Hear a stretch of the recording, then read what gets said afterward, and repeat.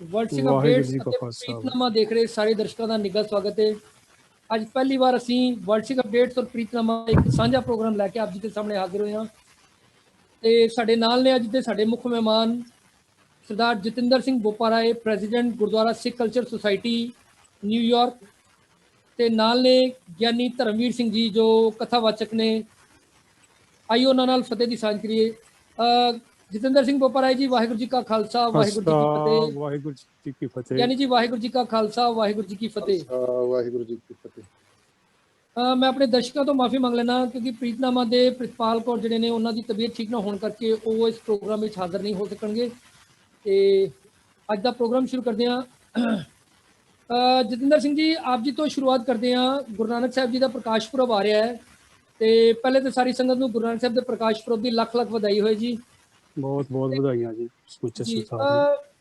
ਵੀਰ ਜੀ, ਮੇਰਾ ਪਹਿਲਾ ਸਵਾਲ ਤੇ ਇਹ ਹੈ, ਇੱਕ ਤੇ ਥੋੜਾ ਜਿਹਾ ਨਾ ਕਿਉਂਕਿ ਸੰਗਤ ਵਿੱਚ ਇੱਕ ਦੁਬਿਧਾ ਦਾ ਮਾਹੌਲ ਬਣ ਜਾਂਦਾ ਹੈ। ਜਦੋਂ ਪਹਿਲੇ ਆ ਰਿਹਾ ਸੀਗਾ ਕਿ ਕੱਤਕ ਦੀ ਪੂਰਨਮਾਸ਼ੀ ਹੁੰਦੀ ਹੈ ਤੇ ਐਤਕੀ ਕੱਤਕ ਨਾ ਆ ਕੇ ਮੱਘਰ ਵਿੱਚ ਆ ਗਿਆ। ਇਸ ਤੇ ਥੋੜਾ ਜਿਹਾ ਤੁਸੀਂ ਸੰਖੇਪ ਵਿੱਚ ਰੋਸ਼ਨੀ ਪਾਓ ਤੇ ਫਿਰ ਸੇਮ ਹੀ ਗਿਆਨੀ ਜੀ ਤੋਂ ਸਵਾਲ ਪੁੱਛੀਏ। ਵਾਹਿਗੁਰੂ ਜੀ ਕਾ ਖਾਲਸਾ ਵਾਹਿਗੁਰੂ ਜੀ ਕੀ ਫਤਿਹ। ਧੰਨਵਾਦ ਤੁਹਾਡਾ ਰਮਿੰਦਰ ਸਿੰਘ ਜੀ, ਤੁਸੀਂ ਰੂਬਰੂ ਕੀਤਾ ਸੰਗਤਾਂ ਦੇ। ਪਹਿਲਾਂ ਮੈਂ ਥੋੜੀ ਜਿਹੀ ਇੱਕ ਕਰੈਕਸ਼ਨ ਕਰਨੀ ਚਾਹੁੰਦਾ ਕਿ ਸਤਿਕਾਰਯੋਗ ਗਿਆਨੀ ਧਰਮਵੀਰ ਇਹ ਵਾਹਿਗੁਰੂ ਜੀ ਸਤਿਕਾਰਯੋਗ ਗਿਆਨੀ ਧਰਮਵੀਰ ਸਿੰਘ ਹੋਰੀ ਸਿਰਫ ਹੁਣ ਕਥਾਵਾਚਕ ਨਹੀਂ ਗਏ, ਇਹ ਗੁਰਦੁਆਰਾ ਸਿੱਖ ਸੁਸਾਇਟੀ ਦੇ ਹੈੱਡ ਗ੍ਰੰਥੀ ਨੇ। ਤੇ ਇਹ ਸਾਡੇ ਵਾਸਤੇ ਬੜੀ ਮਾਣ ਵਾਲੀ ਗੱਲ ਆ ਕਿਉਂਕਿ ਸੰਸਾਰ ਪ੍ਰਸਿੱਧ ਕਥਾਵਾਚਕ ਜਿਹੜੇ ਆ ਉਹ ਸਾਡੀ ਸੰਗਤ ਨੂੰ ਮਿਲੇ ਆ। ਸੋ ਮੈਂ ਫਿਰ ਤੋਂ ਇਹਨਾਂ ਨੂੰ ਮੀਡੀਆ ਦੇ ਥਰੂ ਵੀ ਇਹਨਾਂ ਨੂੰ ਜੀ ਆਇਆਂ ਕਹਿਣਾ ਤੇ ਇਹਨਾਂ ਦਾ ਧੰਨਵਾਦ ਕਰਦਾ ਕਿ ਇਹਨਾਂ ਸਾਡੀ ਜਿਹੜੀ ਅਪੀਲ ਸੀ ਉਹ ਮਨਜ਼ੂਰ ਕੀਤੀ ਆ ਤੇ ਇਹ ਸਾਨੂੰ ਸੇਵਾਵਾਂ ਦੇਣ ਦੇ ਨੇ। ਬਾਕੀ ਇਹ ਜਿਹੜਾ ਢੁੱਕਦਾ ਜਵਾਬ ਹੈ ਮੈਂ ਚਾਹੁੰਦਾ ਕਿ ਸਾਡੇ ਸਤਿਕਾਰਯੋਗ ਗਿਆਨੀ ਧਰਮਵੀਰ ਸਿੰਘ ਹੋਰੀ ਦੇਣ, ਕਿਉਂਕਿ ਉਹਨਾਂ ਤੋਂ ਵਧੀਆ ਇਹ ਜਵਾਬ ਨਹੀਂ ਕੋਈ ਦੇ ਸਕਦਾ। ਬਾਕੀ ਇਹ ਹੈ ਕਿ ਸਮੇਂ ਸਮੇਂ ਦੇ ਨਾਲ ਮੈਂ ਇੰਨੀ ਕੁ ਗੱਲ ਕਹਿਣੀ ਚਾਹੁੰਦਾ ਮੈਂ ਕਿ ਜਦੋਂ ਅਸੀਂ 6ਵੀਂ 7ਵੀਂ 8ਵੀਂ 'ਚ ਪੜ੍ਹਦੇ ਹੁੰਦੇ ਸੀ ਗੁਰੂ ਨਾਨਕ ਸਾਹਿਬ ਦਾ ਐਸੇ ਹੁੰਦਾ ਸੀ ਪੰਜਾਬੀ 'ਚ, ਤਾਂ ਉਦੋਂ ਇੱਕ ਸਰਲ ਲਫ਼ਜ਼ਾਂ 'ਚ ਇਹ ਹੁੰਦਾ ਸੀ ਕਿ ਗੁਰੂ ਨਾਨਕ ਦੇਵ ਜੀ ਦਾ ਜਨਮ 1469 ਈਸਵੀ ਰਾਏ ਭੋਜ ਦੀ ਤਲਵੰਡੀ ਜ਼ਿਲ੍ਹਾ ਸ਼ੇਖੂਪੁਰ ਵਿੱਚ ਹੋਇਆ ਸੀ। ਉਹਦੇ ਨਾਲ ਅੱਜ ਕੱਲ੍ਹ ਬਹੁਤ ਕੁਛ ਚੇਂਜ ਹੋ ਗਿਆ ਵਾ, ਪਰ ਮੈਂ ਫਿਰ ਵੀ ਮਤਲਬ ਇਹ ਜਿਹੜੀ ਆ ਕੁਐਸਚਨ ਮੈਂ ਮਾਫੀ ਚਾਹੁੰਦਾ ਇਸ ਚੀਜ਼ ਦੀ ਕਿ ਮੈਂ ਚਾਹੁੰਦਾ ਕਿ ਸਾਡੇ ਸਤਿਕਾਰਯੋਗ ਗਿਆਨੀ ਧਰਮਵੀਰ ਸਿੰਘ ਹੋਰੀ ਇਹਦਾ ਜਵਾਬ ਵਧੀਆ ਤਰੀਕੇ ਨਾਲ ਦੇਣਗੇ। ਗਿਆਨੀ ਜੀ, ਪਹਿਲੇ ਤਾਂ ਆਪ ਜੀ ਨੂੰ ਬਹੁਤ ਬਹੁਤ ਵਧਾਈ ਹੋਏ ਕਿ ਆਪ ਜੀ ਨੂੰ ਇਸ ਟਾਈਮ ਜਿਵੇਂ ਕਿ ਵੀਰ ਜੀ ਨੇ ਜ਼ਿਕਰ ਕੀਤਾ ਕਿ ਗੁਰਦੁਆਰਾ ਸਾਹਿਬ ਦੇ ਹੈੱਡ ਗ੍ਰੰਥੀ ਦਾ ਅਹੁਦਾ ਆਪ ਜੀ ਨੂੰ ਨਵਾਜਿਆ ਗਿਆ ਤੇ ਸੰਗਤ ਵੀ ਬੜੀ ਵਧਾਈ ਦੀ ਪਾਤਰ ਹੈ ਕਿਉਂਕਿ ਆਪ ਜੀ ਵਰਗਾ ਇੱਕ ਪੰਥ ਪ੍ਰਸਿੱਧ ਜਿਹੜਾ ਕਥਾਵਾਚਕ ਇੱਕ ਵਿਦਵਾਨ ਜਿਹੜਾ ਹੈ ਗੁਰਦੁਆਰਾ ਸਾਹਿਬ ਦੇ ਹੈੱਡ ਗ੍ਰੰਥੀ ਦੀ ਪੋਸਟ ਤੇ ਆਏ ਨੇ। ਸੋ ਮੇਰੇ ਕੁਐਸਚਨ ਜਿਹੜਾ ਮੈਂ ਤੁਹਾਨੂੰ ਪੁੱਛਿਆ ਸੀ ਉਹਦੇ ਬਾਰੇ ਥੋੜਾ ਸੰਖੇਪ ਵਿੱਚ ਥੋੜਾ ਵਿਸਤਾਰ ਵਿੱਚ ਜਵਾਬ ਦਿਓ ਜੀ, ਰੋਸ਼ਨੀ ਪਾਓ ਥੋੜੀ ਜੀ। ਦੇਖੋ, ਸ੍ਰੀ ਗੁਰੂ ਨਾਨਕ ਦੇਵ ਸਾਹਿਬ ਜੀ ਦੇ ਅਵਤਾਰ ਆਗਮਨ ਪੁਰਬ ਬਾਰੇ ਵਿਦਵਾਨਾਂ ਨੇ ਜਿਵੇਂ ਭਾਈ ਕਾਹਨ ਸਿੰਘ ਹੋਰਾਂ ਵੀ ਲਿਖਿਆ ਕੱਤਕ ਕੇ ਵਿਸਾਖ ਜੀ। ਹਾਂ, ਉੱਥੇ ਬਹੁਤ ਵਿਦਵਾਨਾਂ ਨੇ ਗੁਰੂ ਨਾਨਕ ਦੇਵ ਸਾਹਿਬ ਜੀ ਦਾ ਜਿਹੜਾ ਆਗਮਨ ਹੈ ਉਹ ਅਪ੍ਰੈਲ ਦੇ ਮਹੀਨੇ ਦੇ ਵਿੱਚ ਵੀ ਅੰਕਿਤ ਕੀਤਾ, ਵਿਸਾਖ ਦੇ ਮਹੀਨੇ ਦੇ ਵਿੱਚ। ਪਰੰਤੂ ਜਿਹੜਾ ਸਵਾਲ ਆਪ ਜੀ ਨੇ ਕੀਤਾ ਕਿ ਗੁਰੂ ਨਾਨਕ ਦੇਵ ਸਾਹਿਬ ਜੀ ਦਾ ਆਗਮਨ ਅੱਗੇ ਕੱਤਕ ਦੇ ਵਿੱਚ ਆਉਂਦਾ ਹੈ ਕਿ ਮੱਘਰ ਦੇ ਵਿੱਚ ਆਇਆ ਹੈ, ਅਸਲ ਦੇ ਵਿੱਚ ਇਹ ਜਿਹੜਾ ਹੈਗਾ ਕੈਲੰਡਰ ਆ ਜੀ, ਇਹ ਕੈਲੰਡਰ ਹੈਗਾ ਆ ਸੁਦੀ ਵਧੀ ਦੇ ਮੁਤਾਬਕ ਜਿਹੜਾ ਬਣਿਆ ਹੋਇਆ ਕੈਲੰਡਰ ਆ ਉਹਦੇ ਮੁਤਾਬਕ ਆ ਜਿਹੜੇ 12 ਮਹੀਨੇ ਗੁਰੂ ਗ੍ਰੰਥ ਸਾਹਿਬ ਦੀ ਬਾਣੀ ਦੇ ਵਿੱਚ 12 ਮਾਹ ਗੁਰੂ ਸਾਹਿਬ ਜੀ ਨੇ ਉਚਾਰਨ ਕੀਤਾ ਉਹਦੇ ਮੁਤਾਬਕ ਹੈ। ਇਸ ਕਰਕੇ ਇਹ ਜਿਹੜੇ ਦਿਨ ਆ ਇਹ ਵੱਧਦੇ ਘਟਦੇ ਰਹਿੰਦੇ ਆ। ਜਿਵੇਂ ਹੁਣ ਕਲਗੀਧਰ ਪਾਤਸ਼ਾਹ ਜੀ ਦਾ ਆਗਮਨ ਪੁਰਬ ਕਈ ਵਾਰੀ ਦਸੰਬਰ ਦੇ ਵਿੱਚ ਵੀ ਆ ਜਾਂਦਾ ਤੇ ਕਈ ਵਾਰੀ ਉਹ ਜਨਵਰੀ ਦੇ ਵਿੱਚ, ਹੁਣ ਜਿਵੇਂ ਜਨਵਰੀ ਦੇ ਵਿੱਚ ਜਾ ਕੇ ਅੱਧ ਦੇ ਵਿੱਚ ਜਾ ਕੇ ਆ ਰਿਹਾ ਗੁਰੂ ਗੋਬਿੰਦ ਸਿੰਘ ਸਾਹਿਬ ਜੀ ਦਾ ਗੁਰਪੁਰਬ। ਗੁਰੂ ਰਾਮਦਾਸ ਸਾਹਿਬ ਜੀ ਦਾ ਗੁਰਪੁਰਬ ਜਿਹੜਾ ਆ ਉਹ ਐਤਕੀ 2 ਨਵੰਬਰ ਦੇ ਵਿੱਚ ਆਇਆ, ਜਦੋਂ ਕਿ ਬਹੁਤ ਵਾਰੀ ਇਹ ਅਕਤੂਬਰ ਦੇ ਵਿੱਚ ਆਉਂਦਾ ਹੈ। ਇਹ ਇਕੱਲੇ ਗੁਰੂ ਨਾਨਕ ਦੇਵ ਸਾਹਿਬ ਜੀ ਦੇ ਗੁਰਪੁਰਬ ਦੀ ਗੱਲ ਹੀ ਨਹੀਂ ਹੈ, ਬਾਕੀ ਸਾਰੇ ਜਿਹੜੇ ਗੁਰਪੁਰਬ ਨੇ ਉਹਨਾਂ ਸਾਰਿਆਂ ਦੀ ਜਦੋਂ ਆਪਾਂ ਵਿਚਾਰ ਕਰਦੇ ਹਾਂ ਤੇ ਉਹ ਸਾਰੇ ਜਿਹੜੇ ਗੁਰਪੁਰਬ ਆ ਉਹ ਸਾਰੇ ਹੀ ਐਤਕੀ ਲੇਟ ਆ, ਜਿਹੜੇ ਇਸ ਤਰ੍ਹਾਂ ਆ ਰਹੇ ਆ। ਉਸੇ ਹਿਸਾਬ ਨਾਲ ਹੀ ਗੁਰੂ ਨਾਨਕ ਦੇਵ ਸਾਹਿਬ ਜੀ ਦਾ ਜਿਹੜਾ ਗੁਰਪੁਰਬ ਆ ਉਹ ਵੀ ਥੋੜਾ ਐਤਕੀ ਲੇਟ ਆਇਆ। ਜੀ ਜੀ, ਬਸ ਗੱਲ ਹੀ ਆ ਜਾਂਦੀ ਜੀ ਕਿ ਕੱਤਕ ਔਰ ਵਿਸਾਖ ਵਾਲਾ ਤੇ ਪਹਿਲੇ ਇੱਕ ਥੋੜੀ ਜਿਹੀ ਕਨਫਿਊਜ਼ਨ ਸੀ, ਦੁਬਾਰਾ ਥੋੜੀ ਉਹ ਮੱਘਰ ਕਰਕੇ ਆ ਗਈ। ਤੇ ਹੁੰਦਾ ਕੀ ਹੈ ਕਿ ਆਪ ਜੀ ਨੇ ਬੜੇ ਸਰਲ ਜਿਹੇ ਤਰੀਕੇ ਨਾਲ ਬੜਾ ਵਧੀਆ ਜਵਾਬ ਦਿੱਤਾ, ਲੇਕਿਨ ਸੰਗਤ ਵਿੱਚ ਕਈ ਵਾਰੀ ਇਸ ਚੀਜ਼ ਨੂੰ ਲੈ ਕੇ ਥੋੜਾ ਜਿਹਾ ਕਨਫਿਊਜ਼ਨ ਹੋ ਜਾਂਦਾ ਹੈ। ਸੋ ਹੁਣ ਆਈਏ ਗੁਰੂ ਨਾਨਕ ਸਾਹਿਬ ਦੇ ਜੀਵਨ ਕਾਲ ਬਾਰੇ ਥੋੜੀ ਜਿਹੀ ਰੋਸ਼ਨੀ ਪਾਓ। ਗੁਰੂ ਨਾਨਕ ਦੇਵ ਮਹਾਰਾਜ ਸੱਚੇ ਪਾਤਸ਼ਾਹ ਦਾ, ਜਿਵੇਂ ਸਾਡੇ ਸਤਿਕਾਰਯੋਗ ਗੁਰਦੁਆਰਾ ਸਾਹਿਬ ਦੇ ਪ੍ਰਧਾਨ ਮੁੱਖ ਸੇਵਾਦਾਰ ਸਤਿਕਾਰਯੋਗ ਸਰਦਾਰ ਜਤਿੰਦਰ ਸਿੰਘ ਜੀ ਬੋਪਰ ਆਏ, ਉਹਨਾਂ ਨੇ ਵੀ ਆਪ ਜੀ ਨਾਲ ਇਹ ਵਿਚਾਰ ਜਿਹੜਾ ਉਹ ਸਾਂਝਾ ਕੀਤਾ ਕਿ ਸ੍ਰੀ ਗੁਰੂ ਨਾਨਕ ਦੇਵ ਮਹਾਰਾਜ ਸੱਚੇ ਪਾਤਸ਼ਾਹ ਜੀ ਦਾ ਜਿਹੜਾ ਆਗਮਨ ਆ ਉਹ ਸਨ 1469 ਦੇ ਵਿੱਚ ਰਾਏ ਭੋਏ ਦੀ ਤਲਵੰਡੀ, ਜਿਸ ਨੂੰ ਅੱਜ ਸ੍ਰੀ ਨਨਕਾਣਾ ਸਾਹਿਬ ਆਪਾਂ ਆਖਦੇ ਹਾਂ, ਉੱਥੇ ਸਤਿਕਾਰਯੋਗ ਬਾਬਾ ਮਹਿਤਾ ਕਾਲੂ ਜੀ ਮਾਤਾ ਤ੍ਰਿਪਤਾ ਦੇ ਗ੍ਰਹਿ ਵਿਖੇ ਜੋ ਸਤਿਗੁਰੂ ਪਾਤਸ਼ਾਹ ਜੀ ਦਾ ਆਗਮਨ ਹੋਇਆ। ਪਰੰਤੂ ਉਸ ਵਕਤ ਦਾ ਜ਼ਿਆਦਾ ਜਿਹੜਾ ਜ਼ਿਕਰ ਭਾਈ ਸਾਹਿਬ ਭਾਈ ਗੁਰਦਾਸ ਜੀ ਨੇ ਕੀਤਾ ਕਿ ਕਾਲੇ ਆਈ ਕੁੱਤੇ ਮੂੰਹ ਖਾ ਜੋ ਆ ਮੁਰਦਾਰ ਗੁਸਾਈ, ਰਾਜੇ ਪਾਪ ਕਮਾਉਂਦੇ ਉਲਟੀ ਵਾੜ ਖੇਤ ਕੋ ਖਾਈ। ਜਿਸ ਸਮੇਂ ਅੰਧਕਾਰ ਹੀ ਅੰਧਕਾਰ, ਹਨੇਰਾ ਹੀ ਹਨੇਰਾ ਆਲੇ ਦੁਆਲੇ, ਔਰ ਉਸ ਵਕਤ ਦੇ ਜਿਹੜੇ ਧਾਰਮਿਕ ਲੋਕ ਸੀ, ਧਾਰਮਿਕ ਲੋਕ, ਗੁਰੂ ਨਾਨਕ ਦੇਵ ਸਾਹਿਬ ਨੇ ਆਪਣੀ ਬਾਣੀ ਰਾਗ ਧਨਾਸਰੀ ਦੇ ਵਿੱਚ 3 ਤਰ੍ਹਾਂ ਦੇ ਲੋਕ ਦੱਸੇ ਸੀ ਜਿਹੜੇ ਉਸ ਵੇਲੇ ਧਾਰਮਿਕ ਤੌਰ ਦੇ ਉੱਤੇ ਜਾਣੇ ਜਾਂਦੇ ਸੀ ਜੀ। ਗੁਰੂ ਨਾਨਕ ਦੇਵ ਸਾਹਿਬ ਨੇ ਜ਼ਿਕਰ ਕੀਤਾ ਵੀ ਉਹਨਾਂ 3 ਲੋਕਾਂ ਦੇ ਕੋਲ ਹੀ ਅਸਲ ਵਿੱਚ ਧਰਮ ਨਹੀਂ ਸੀ, ਲੋਕਾਂ ਨੂੰ ਉਹਨਾਂ ਨੇ ਧਰਮੀ ਕੀ ਬਣਾਉਣਾ ਸੀ। ਜਿਵੇਂ ਕਾਜੀ ਲੋਕ ਸੀਗੇ ਇਸਲਾਮ ਦੇ ਧਾਰਨੀ, ਤੇ ਜੋਗੀ ਲੋਕ ਸੀਗੇ, ਤੇ ਬ੍ਰਾਹਮਣ ਲੋਕ ਸੀ। ਇਹਨਾਂ ਨੂੰ ਲੋਕ ਧਾਰਮਿਕ ਤੌਰ ਦੇ ਉੱਤੇ ਮੰਨਦੇ ਸੀ ਵੀ ਇਹ ਸਾਡੇ ਧਾਰਮਿਕ ਆਗੂ ਨੇ। ਪਰ ਜਦੋਂ ਸ੍ਰੀ ਗੁਰੂ ਨਾਨਕ ਦੇਵ ਸਾਹਿਬ ਜੀ ਇਹਨਾਂ 3 ਦੀ ਗੱਲ ਕਰਦੇ ਆ ਤੇ ਧਨਾਸਰੀ ਰਾਗ ਚ ਗੁਰੂ ਨਾਨਕ ਦੇਵ ਸਾਹਿਬ ਨੇ ਸ਼ਬਦ ਉਚਾਰਿਆ ਵੀ ਕਾਤੀ ਕੂੜ ਬੋਲ ਮਲ ਖਾਏ, ਬ੍ਰਾਹਮਣ ਨਹਾਵੇ ਜੀਆਂ ਘਾਏ, ਜੋਗੀ ਜੁਗਤ ਨਾ ਜਾਣੇ ਅੰਧ, ਤੀਨੇ ਉਜਾੜੇ ਕਾ ਬੰਧ। ਇਹਨਾਂ 3 ਦੀ ਜਿਹੜੀ ਹਾਲਤ ਹੈ, ਗੁਰੂ ਨਾਨਕ ਦੇਵ ਸਾਹਿਬ ਨੇ ਆਖਿਆ ਵੀ ਇਹਨਾਂ ਦਾ ਆਪਣਾ ਜੀਵਨ ਜਿਹੜਾ ਸੀਗਾ ਆਤਮਿਕ ਤੌਰ ਦੇ ਉੱਤੇ ਉਜੜੇ ਹੋਏ ਲੋਕ ਸੀ, ਤੇ ਜਿਹੜਾ ਆਪ ਆਤਮਿਕ ਤੌਰ ਤੇ ਉਜੜਿਆ ਉਹਨੇ ਦੂਸਰੇ ਕਿਸੇ ਨੂੰ ਕੀ ਵਸਾਉਣਾ ਸੀ। ਮਤਲਬ ਸੰਸਾਰ ਦੀ ਜਿਹੜੀ ਹਾਲਤ ਸੀ ਉਸ ਵੇਲੇ ਦੀ, ਭਾਈ ਗੁਰਦਾਸ ਜੀ ਨੇ ਇੱਕ ਜਗ੍ਹਾ ਦੇ ਉੱਤੇ ਇੱਥੋਂ ਤੱਕ ਵੀ ਜ਼ਿਕਰ ਕਰ ਦਿੱਤਾ ਕਿ ਪਾਪੇ ਕਾ ਪਸਰਿਆ ਪਸਾਰਾ। ਜਿਹੜੇ ਸਮੇਂ ਦੇ ਵਿੱਚ ਗੁਰੂ ਨਾਨਕ ਦੇਵ ਮਹਾਰਾਜ ਜੀ ਦਾ ਆਗਮਨ ਹੋਇਆ ਆ, ਸਤਿਗੁਰ ਨਾਨਕ ਪ੍ਰਗਟਿਆ ਮਿਟੀ ਧੁੰਦ ਜਗ ਚਾਨਣ ਹੋਆ, ਜਿਸ ਨੂੰ ਆਪਾਂ ਪੜ੍ਹਦੇ ਹਾਂ ਤੇ ਭੱਟਾਂ ਦੇ ਸਵਈਆਂ ਦੇ ਵਿੱਚ ਆਪਾਂ ਬਚਨ ਪੜ੍ਹਦੇ ਹਾਂ ਕਿ ਬਲਿਓ ਚਿਰਾਗ ਅੰਧਿਆਰ ਮੈਂ, ਸਭ ਕਲ ਉਦਰੀ ਇੱਕ ਨਾਮ ਧਰਮ, ਪ੍ਰਗਟ ਸਗਲ ਹਰ ਭਵਨ ਮੈਂ, ਜਨ ਨਾਨਕ ਗੁਰ ਪਾਰ ਬ੍ਰਹਮ। ਉਸ ਵੇਲੇ ਇੱਕ ਚਿਰਾਗ ਐਸਾ ਬਲਿਆ ਜਿਸ ਨੂੰ ਆਪਾਂ ਸ੍ਰੀ ਗੁਰੂ ਨਾਨਕ ਦੇਵ ਸਾਹਿਬ ਦੇ ਰੂਪ ਵਿੱਚ, ਸ੍ਰੀ ਗੁਰੂ ਨਾਨਕ ਦੇਵ ਸਾਹਿਬ ਨੂੰ ਸ਼ੇਰ ਦੇ ਰੂਪ ਵਿੱਚ ਵੀ ਭਾਈ ਗੁਰਦਾਸ ਜੀ ਨੇ ਆਖਿਆ ਕਿ ਸਿੰਘ ਬੁਕੇ ਮਿਰਗਾਵਲੀ ਭੰਨੀ ਜਾਏ ਨਾ ਧੀਰ ਧਰੋਆ। ਤੇ ਉਸ ਸਮੇਂ ਸ੍ਰੀ ਗੁਰੂ ਨਾਨਕ ਦੇਵ ਸਾਹਿਬ ਜੀ ਦਾ ਆਗਮਨ ਜਿਹੜਾ ਉਹ ਸਨ 1469 ਦੇ ਵਿੱਚ, ਜਿਸ ਨੂੰ ਅੱਜ ਆਪਾਂ ਨਨਕਾਣਾ ਸਾਹਿਬ ਕਹਿੰਦੇ। ਭਾਈ ਕਾਹਨ ਸਿੰਘ ਰਾਭਾ ਨੇ ਨਨਕਾਣਾ ਦੇ ਅਰਥ ਕਰਦੇ ਆ ਨਾਨਕਿਆਣਾ ਸ਼ਬਦ ਲਿਖਿਆ, ਜਿੱਥੇ ਸ੍ਰੀ ਗੁਰੂ ਨਾਨਕ ਦੇਵ ਮਹਾਰਾਜ ਆਏ ਉੱਥੇ ਗੁਰੂ ਸਾਹਿਬ ਜੀ ਦਾ ਆਗਮਨ ਜਿਹੜਾ ਆਪਾਂ ਮਨਾਉਣ ਜਾ ਰਹੇ ਹਾਂ, ਰਾਏ ਭੋਏ ਦੀ ਤਲਵੰਡੀ ਜਿਸ ਨੂੰ ਕਿਹਾ ਜਾਂਦਾ ਸੀ, ਉੱਥੇ ਹੋਇਆ ਜੀ। ਵੀਰ ਜਤਿੰਦਰ ਸਿੰਘ ਜੀ, ਜਿਸ ਤਰ੍ਹਾਂ ਉਹਨੇ ਗਿਆਨੀ ਜੀ ਨੇ ਜ਼ਿਕਰ ਕੀਤਾ, ਜਿਹੜੇ ਭਾਈ ਗੁਰਦਾਸ ਜੀ ਦਾ ਲਿਖਤ ਹੈਗੀ ਹੈ ਕਿ ਸਤਿਗੁਰੂ ਨਾਨਕ ਪ੍ਰਗਟਿਆ ਮਿੱਟੀ ਧੁੰਦ ਜਗ ਚਾਨਣ ਹੋਆ, ਉਸੇ ਦੇ ਮੁਤਾਬਿਕ ਆਪ ਜੀ ਥੋੜਾ ਜਿਹਾ ਗੁਰੂ ਨਾਨਕ ਸਾਹਿਬ ਦੇ ਜੀਵਨ ਕਾਲ ਤੇ ਔਰ ਅੱਜ ਦੇ ਮਾਹੌਲ ਦੇ ਹਿਸਾਬ ਨਾਲ ਕਿਸ ਤਰ੍ਹਾਂ ਦੇਖਦੇ ਹੋ, ਉਸ ਦੇ ਬਾਰੇ ਥੋੜਾ ਜਿਹਾ ਚਾਨਣ ਪਾਓ। ਦੇਣੀ ਸੰਗਤਾਂ ਨੂੰ ਪਹਿਲਾਂ ਤੇ ਇਹਨਾਂ ਨੂੰ ਪਹਿਲਾਂ ਚਾਹ ਵਧਾਈ ਦੇ ਮਤਲਬ ਸੰਗਤਾਂ ਨੂੰ ਦਵਾ ਦਿਓ। ਜੀ ਜੀ, ਸਭ ਤੋਂ ਪਹਿਲਾਂ ਗੁਰੂ ਨਾਨਕ ਦੇਵ ਜੀ ਦਾ ਆਗਮਨ ਪੁਰਬ ਜੋ 30 ਤਰੀਕ ਨੂੰ ਆ ਰਿਹਾ ਵਾ, ਮੈਂ ਆਪਣੇ ਵੱਲੋਂ, ਆਪਣੀ ਸਮੁੱਚੀ ਪ੍ਰਬੰਧਕ ਕਮੇਟੀ ਵੱਲੋਂ ਪੂਰੇ ਸੰਸਾਰ ਨੂੰ ਜਿੱਥੇ ਜਿੱਥੇ ਵੀ ਨਾਨਕ ਨਾਮ ਲੇਵਾ ਸਿੱਖ ਰਹਿੰਦੇ ਨੇ, ਉਹਨਾਂ ਨੂੰ ਗੁਰੂ ਨਾਨਕ ਸਾਹਿਬ ਜੀ ਦੇ ਆਗਮਨ ਪੁਰਬ ਦੀ ਬਹੁਤ ਬਹੁਤ ਵਧਾਈ ਦਿੰਦਾ ਵਾਂ। ਤੇ ਇਹਦੇ ਨਾਲ ਮੈਂ ਇਹ ਵੀ ਦੱਸਣਾ ਚਾਹੁੰਦਾ ਵਾਂ ਕਿ ਗੁਰਦੁਆਰਾ ਸਿੱਖ ਸੁਸਾਇਟੀ ਦੇ ਵਿੱਚ ਅਸੀਂ 29 ਰਾਤ ਨੂੰ ਸਪੈਸ਼ਲ ਪ੍ਰੋਗਰਾਮ ਰੱਖਿਆ ਵਾ ਗੁਰੂ ਨਾਨਕ ਦੇਵ ਜੀ ਦੇ ਆਗਮਨ ਪੁਰਬ ਪ੍ਰਤੀ, ਜੋ ਰਾਤ ਦੇ 12:15 ਵਜੇ ਤੱਕ ਚੱਲੇਗਾ, ਸ਼ਨੀਵਾਰ ਤੇ ਐਤਵਾਰ ਦੀ ਰਾਤ ਦੇ ਵਿੱਚ। ਸੋ ਮੈਂ ਟਰਾਈ ਸਟੇਟ ਦੀਆਂ ਸਪੈਸ਼ਲ ਸਾਰੀਆਂ ਸੰਗਤਾਂ ਨੂੰ ਬੇਨਤੀ ਕਰਦਾ ਵਾਂ ਕਿ ਤੁਸੀਂ ਜ਼ਰੂਰ ਗੁਰਦੁਆਰਾ ਸਿੱਖ ਸੁਸਾਇਟੀ ਦੇ ਵਿੱਚ ਆਓ ਤੇ ਨਕਮਸਤਕ ਹੋਵੋ ਤੇ ਗੁਰੂ ਸਾਹਿਬ ਦੀਆਂ ਅਸੀਸਾਂ ਲਓ। ਦੂਸਰਾ ਮੈਂ ਦੱਸਣਾ ਚਾਹੁੰਦਾ ਕਿ ਸਭ ਤੋਂ ਵੱਡੀ ਗੱਲ ਆ ਕਿ ਗੁਰੂ ਨਾਨਕ ਸਾਹਿਬ ਜੀ ਦਾ ਜਿਹੜਾ ਮੈਸੇਜ ਸੀ ਉਹਨੂੰ ਕਮਾਉਣ ਦਾ ਮੈਸੇਜ ਕੀ ਸੀ? ਕਿਰਤ ਕਰਨੀ, ਨਾਮ ਜਪਣਾ ਤੇ ਵੰਡ ਛਕਣਾ। ਸਭ ਤੋਂ ਪਹਿਲਾਂ ਉਹਨਾਂ ਕਿਰਤ ਨੂੰ ਕਿਹਾ ਕਿ ਕਿਰਤ ਜਿਹੜੀ ਆ, ਕਿਰਤ ਇਨਸਾਨ ਵਾਸਤੇ ਜ਼ਰੂਰੀ ਆ, ਕਿਉਂ ਜੇ ਕਿਰਤ ਕਰੂਗਾ ਤੇ ਇਨਸਾਨ ਢਿੱਡ ਭਰੂਗਾ। ਪਰ ਕਿਰਤ ਜਿਹੜੀ ਆ ਉਹ ਧਰਮ ਦੀ ਹੋਣੀ ਚਾਹੀਦੀ ਆ, ਪਾਪ ਦੀ ਨਹੀਂ। ਸੋ ਇਸ ਕਿਰਤ ਦੇ ਨਾਲ ਜੁੜਦਿਆਂ ਅਸੀਂ ਪੂਰੇ ਸੰਸਾਰ ਦਾ ਢਿੱਡ ਭਰ ਸਕਦੇ ਹਾਂ। ਸਭ ਤੋਂ ਪਹਿਲਾਂ ਕਿਰਤ ਆ, ਕਿਉਂਕਿ ਭੁੱਖੇ ਬੰਦਿਆਂ ਨੇ ਤੇ ਹੱਥ ਖੜੇ ਕਰ ਦਿੰਦੇ ਆ ਕਿ ਸਾਡੇ ਕੋਲ ਭੁੱਖਿਆਂ ਕੋ ਖੰਡੇ ਨਹੀਂ ਖੜਕਦੇ। ਸੋ ਉਹਦੇ ਵਾਸਤੇ ਜਿਹੜੀ ਕਿਰਤ ਆ ਬੜੀ ਜ਼ਰੂਰੀ ਆ। ਸੋ ਉਹਦੇ ਨਾਲ ਮੁੜ ਕੇ ਨਾਮ ਜਪਣਾ ਵਾ, ਤੇ ਨਾਮ ਜਪਣਾ ਤੇ ਮੁੜ ਕੇ ਵੰਡ ਛਕਣਾ। ਵੰਡ ਛਕਣਾ ਇਹ ਨਹੀਂ ਕਿ ਮਤਲਬ ਰੱਜਿਆਂ ਦੇ ਢਿੱਡ ਭਰੀ ਜਾਣੇ ਆ। ਲੋੜਵੰਦ ਨੂੰ ਜਿਹੜਾ ਵਾ ਉਹ ਜ਼ਰੂਰ ਚੀਜ਼ਾਂ ਮੁਹੱਈਆ ਕਰਾਉਣੀਆਂ ਚਾਹੀਦੀਆਂ, ਭਾਵੇਂ ਉਹ ਕਿਸੇ ਵੀ ਪ੍ਰਕਾਰ ਦੀਆਂ ਹੋਣ, ਕਿਸੇ ਵੀ ਤਰ੍ਹਾਂ ਦੀ ਉਹਨਾਂ ਨੂੰ ਜ਼ਰੂਰਤ ਹੋਵੇ। ਮੈਂ ਇਹ ਦੱਸਣਾ ਚਾਹੁੰਦਾ ਹਾਂ ਕਿ ਗੁਰੂ ਨਾਨਕ ਸਾਹਿਬ ਜੀ ਨੇ ਜਿਹੜੀ ਬਰਾਬਰਤਾ ਦਾ ਸੰਦੇਸ਼ ਦਿੱਤਾ ਵਾ, ਅਸੀਂ ਉਸ ਚੀਜ਼ ਨੂੰ ਬਹੁਤ ਭੁੱਲ ਚੁੱਕੇ ਹਾਂ। ਜਿਹੜਾ ਵਾ ਉਹ ਮਨ ਦੇ ਵਿੱਚ ਰੱਖਣਾ ਚਾਹੀਦਾ, ਆਪਣੇ ਪਰਿਵਾਰ ਦੇ ਵਿੱਚ ਬੱਚਿਆਂ ਨੂੰ ਦੱਸਣਾ ਚਾਹੀਦਾ ਕਿ ਅਸਲੀ ਮੈਸੇਜ ਕੀ ਸੀ ਗੁਰੂ ਸਾਹਿਬ ਦਾ।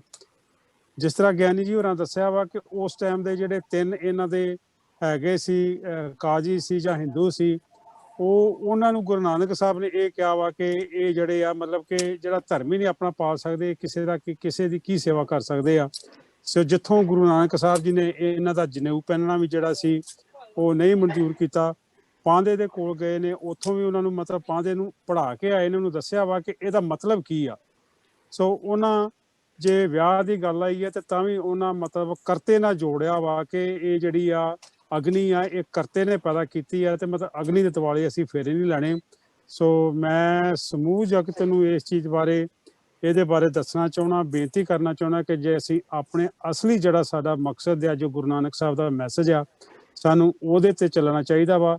ਤੇ ਜਿਹੜੀਆਂ ਆਪੋ ਵਿੱਚ ਦੀਆਂ ਸਾਡੀਆਂ ਰੰਜਿਸ਼ਾਂ ਆਪਾਂ ਮਤਲਬ ਆਪਣੇ ਹਿਸਾਬ ਨਾਲ, ਜਿੱਦਾਂ ਕੋਈ ਵਿਸਾਖ 'ਚ ਮਨਾਉਂਦਾ, ਕੱਤਕ 'ਚ ਮਨਾਉਂਦਾ ਵਾ, ਮੈਂ ਆਪਣੇ ਬੁੱਧੀਜੀਵੀਆਂ ਨੂੰ ਵੀ ਇਹ ਬੇਨਤੀ ਕਰਨੀ ਚਾਹੁੰਦਾ ਆਪਣੇ ਲੈਵਲ ਤੇ ਕਿ ਆਪਾਂ ਇੱਕ ਦਿਨ ਇਹਨਾਂ ਦਾ ਮਤਲਬ ਜ਼ਰੂਰ ਸਾਨੂੰ ਰੱਖਣਾ ਚਾਹੀਦਾ। ਕੋਈ ਵੀ ਕੈਲੰਡਰ ਬਣਾ ਲਓ, ਸਾਨੂੰ ਪੂਰੇ ਸੰਸਾਰ ਨੂੰ ਸਿੱਖਾਂ ਨੂੰ ਇਹ ਹੋਵੇ ਕਿ ਸਾਡਾ ਇੱਕ ਦਿਨ ਹੈ ਤੇ ਅਸੀਂ ਪੂਰੇ ਸੰਸਾਰ ਨੇ ਇੱਕ ਦਿਨ ਗੁਰੂ ਸਾਹਿਬ ਦਾ ਆਗਮਨ ਪੁਰਬ ਆ, ਜੋਤੀ ਜੂਪ ਆ, ਗੁਰਗੱਦੀ ਦਿਵਸ ਆ, ਗੁਰਿਆਈ ਤਿਲਕ ਆ, ਜੋ ਵੀ ਆ, ਆਪਾਂ ਉਸ ਦਿਨ ਨੂੰ ਮਨਾਈਏ। ਮੈਂ ਇਹ ਤੁਹਾਡੇ ਮਾਧਿਅਮ ਦੇ ਥਰੂ ਸਮੁੱਚੇ ਬੁੱਧੀਜੀਵਾਂ ਨੂੰ ਬੇਨਤੀ ਕਰਨੀ ਚਾਹੁੰਦਾ ਜੀ। ਸੋ ਆਸ ਹੈ ਕਿ ਇਹ ਆਉਣ ਵਾਲੇ ਸਮੇਂ ਦੇ ਵਿੱਚ ਇਹ ਤੇ ਜ਼ਰੂਰ ਵਿਚਾਰ ਕਰਨਗੇ ਜੀ। ਬਹੁਤ ਵਧੀਆ ਜਤਿੰਦਰ ਸਿੰਘ ਬੋਪਰਾ ਵੀਰ ਜੀ, ਆਪ ਜੀ ਨੇ ਬਹੁਤ ਉਮਦਾ ਗੱਲ ਕੀਤੀ ਹੈ ਕਿ ਵਾਕਈ ਹੋਣਾ ਤੇ ਇਹੀ ਚਾਹੀਦਾ ਹੈ, ਤੇ ਇਹਦੇ ਤੇ ਕਰਨਾ ਸਾਡੇ ਜਿਹੜੇ ਕੌਮ ਦੇ ਬੁੱਧੀਜੀਵੀਆਂ ਨੇ। ਪਰ ਚਲੋ ਕੋਈ ਨਹੀਂ, ਗੁਰੂ ਸਾਹਿਬ ਸਮਤ ਬਖਸ਼ਣਗੇ, ਕਦੇ ਨਾ ਕਦੇ ਉਹ ਦਿਨ ਵੀ ਜ਼ਰੂਰ ਆਏਗਾ। ਗਿਆਨੀ ਜੀ, ਜਿਸ ਤਰ੍ਹਾਂ ਵੀਰ ਜੀ ਨੇ ਜ਼ਿਕਰ ਕੀਤਾ ਹੈ, ਗੁਰੂ ਨਾਨਕ ਸਾਹਿਬ ਦੇ ਜਿਹੜੇ ਸਿਧਾਂਤ ਸਨ, ਨਾਮ ਜਪਣਾ, ਵੰਡ ਛਕਣਾ ਤੇ ਕਿਰਤ ਕਰਨੀ। ਅੱਜ ਜਿਸ ਤਰ੍ਹਾਂ ਵੀਰ ਜੀ ਨੇ ਬਿਲਕੁਲ ਸਹੀ ਕਿਹਾ ਕਿ ਵੰਡ ਛਕਣਾ ਦਾ ਮਤਲਬ ਸਿਰਫ ਉਹ ਨਹੀਂ ਕਿ ਰੱਜਿਆਂ ਨੂੰ ਜਾਣਾ, ਤੇ ਜਿਸ ਤਰ੍ਹਾਂ ਹੁਣ ਖਾਸ ਕਰ ਕਰੋਨਾ ਕਾਲ ਦੌਰਾਨ ਆਪ ਜੀ ਦੇ ਗੁਰਦੁਆਰੇ ਦਾ ਵੀ ਖਾਸ ਕਰ 118 ਸਟਰੀਟ ਗੁਰਦੁਆਰੇ ਦਾ ਬਹੁਤ ਨਾਮ ਹੋਇਆ ਕਿ ਲੰਗਰ ਜਿਹੜੇ ਲਗਾਏ ਗਏ ਕਰੋਨਾ ਕਾਲ ਵਿੱਚ, ਉਹਦੀ ਬੜੀ ਸ਼ਲਾਘਾ ਹੋਈ। ਔਰ ਇਹ ਪੂਰੇ ਵਰਲਡ ਵਿੱਚ ਇਹੀ ਹੋਇਆ ਕਿ ਗੁਰੂ ਨਾਨਕ ਸਾਹਿਬ ਦੇ ਚਲਾਏ ਲੰਗਰ ਦੀ ਪੂਰੇ ਸ਼ਲਾਘਾ ਹੋਈ ਹੈ। ਯਾਨੀ ਜੀ ਇਸ ਤੇ ਆਪ ਥੋੜਾ ਬਹੁਤ ਰੋਸ਼ਨੀ ਪਾਓ, ਜਿਹੜਾ ਨਾਮ ਜਪਣਾ, ਵੰਡ ਛਕਣਾ ਔਰ ਕਿਰਤ ਕਰਨਾ ਬਾਰੇ ਵੀਰ ਜੀ ਨੇ ਜ਼ਿਕਰ ਕੀਤਾ। ਬਹੁਤ ਵਧੀਆ ਟੌਪਿਕ ਪ੍ਰਧਾਨ ਜੀ ਹੋਰਾਂ ਨੇ ਸ਼ੁਰੂ ਕੀਤਾ, ਬੜੀ ਵਧੀਆ ਬਾਤ ਸੀਗੀ, ਜਿੱਥੇ ਉਹਨਾਂ ਨੇ ਗੁਰੂ ਨਾਨਕ ਦੇਵ ਸਾਹਿਬ ਦੇ 3 ਮੁੱਖ ਅਸੂਲ ਜਿਹੜੇ ਉਹਨਾਂ ਨੇ ਇਸ ਕਾਇਨਾਤ ਨੂੰ, ਸੰਸਾਰ ਨੂੰ ਦਿੱਤੇ ਆ, ਉੱਥੇ ਨਾਮ ਜਪਣਾ ਤੇ ਵੰਡ ਛਕਣ ਦੀ ਗੱਲ ਜਿਹੜੀ ਚੱਲੀ, ਉਹਦੇ 'ਚ ਬੜਾ ਵਧੀਆ ਬੋਲ ਸੀ ਪ੍ਰਧਾਨ ਜੀ ਹੋਰਾਂ ਦਾ ਕਿ ਕਿਰਤ ਕਰਨ ਨੂੰ ਸਭ ਤੋਂ 1 ਨੰਬਰ ਦੇ ਉੱਤੇ ਰੱਖਿਆ। ਅਸਲ ਵਿੱਚ ਬਾਤ ਇਹ ਆ, ਗੁਰੂ ਨਾਨਕ ਦੇਵ ਸਾਹਿਬ ਦਾ ਚਲਾਇਆ ਹੋਇਆ ਜਿਹੜਾ ਸਿੱਖ ਧਰਮ ਆ, ਇਹ ਨਿਰਮਲ ਪੰਥ ਜਿਹੜਾ, ਇਹ ਕਿਰਤੀਆਂ ਦਾ ਧਰਮ ਆ, ਇਹ ਗ੍ਰਸਤੀਆਂ ਦਾ ਧਰਮ ਆ। ਇਹਦੇ ਵਿੱਚ ਕੋਈ ਇਨਸਾਨ ਕਹੇ ਕਿ ਕਿਰਤ ਕੋਈ ਕਰੇ ਤੇ ਖਾਵਾਂ ਮੈਂ, ਉਹਦੇ ਵਾਸਤੇ ਵੀ ਕੋਈ ਥਾਂ ਨਹੀਂ। ਔਰ ਇਹ ਗ੍ਰਸਤੀਆਂ ਦਾ ਧਰਮ ਆ। ਕੋਈ ਬੰਦਾ ਆਖੇ ਕਿ ਮੈਂ ਘਰ-ਬਾਰ ਛੱਡ ਕੇ ਜੰਗਲਾਂ ਦੇ ਵਿੱਚ ਜਾ ਕੇ ਬੈਠ ਜਾਵਾਂ, ਜਾਂ ਮੈਂ ਪਹਾੜਾਂ ਦੀਆਂ ਚੋਟੀਆਂ ਤੇ ਬਹਿ ਜਾਵਾਂ, ਜਾਂ ਕੋਈ ਸਾਧੂ ਸੰਤ ਮਹਾਤਮਾ ਹੈ ਤੇ ਉਹ ਆਖੇ ਵੀ ਇਹ ਬੜੇ ਵੱਡੇ ਸਾਧੂ ਆ, ਇਹਨਾਂ ਨੇ ਸਾਰੀ ਜ਼ਿੰਦਗੀ ਵਿਆਹ ਨਹੀਂ ਕਰਾਇਆ, ਇਸ ਕਰਕੇ ਇਹ ਬਹੁਤ ਵੱਡੇ ਸਾਧੂ ਆ। ਗੁਰੂ ਸਾਹਿਬ ਆਪ ਗ੍ਰਸਤੀ ਨੇ। ਇਹ ਕਿਰਤੀਆਂ ਦਾ ਧਰਮ, ਇਹ ਗ੍ਰਸਤੀਆਂ ਦਾ ਧਰਮ ਹੈ ਗੁਰੂ ਨਾਨਕ ਦੇਵ ਸਾਹਿਬ ਜੀ ਦਾ। ਔਰ ਅਗਲੀ ਬੇਨਤੀ ਇਹ ਆ, ਗੁਰੂ ਨਾਨਕ ਦੇਵ ਸਾਹਿਬ ਨੇ ਜਿਸ ਦਿਨ ਸੁਲਤਾਨਪੁਰ ਲੋਧੀ ਤੋਂ ਉਦਾਸੀਆਂ ਸ਼ੁਰੂ ਕੀਤੀਆਂ, ਉਸ ਵੇਲੇ ਭਾਈ ਮਰਦਾਨਾ ਜੀ ਦੇ ਨਾਲ ਬਚਨ ਕੀਤਾ, ਮਰਦਾਨਿਆਂ ਵੀ ਸਾਰਿਆਂ ਤੋਂ ਪਹਿਲਾਂ ਕਿਸ ਦਾ ਦਰਵਾਜ਼ਾ ਖੜਕਾਈਏ ਜਾ ਕੇ। ਇੱਕ ਵਿਦਵਾਨ ਨੇ ਬੜੇ ਸੋਹਣੇ ਬਚਨ ਲਿਖੇ, ਕਹਿੰਦੇ ਉਹ ਤੇ ਨਾਲ ਦੇ ਸਾਥੀਆਂ ਨੇ ਤੇ ਕਹਿਣਾ ਸੀ, ਮਹਾਰਾਜ ਜਿੱਥੇ ਲੈ ਚੱਲੋਗੇ ਅਸੀਂ ਜਾਣਾ ਹੈ, ਅਸੀਂ ਤਾਂ ਤੁਹਾਡੇ ਸਾਥੀ ਹਾਂ।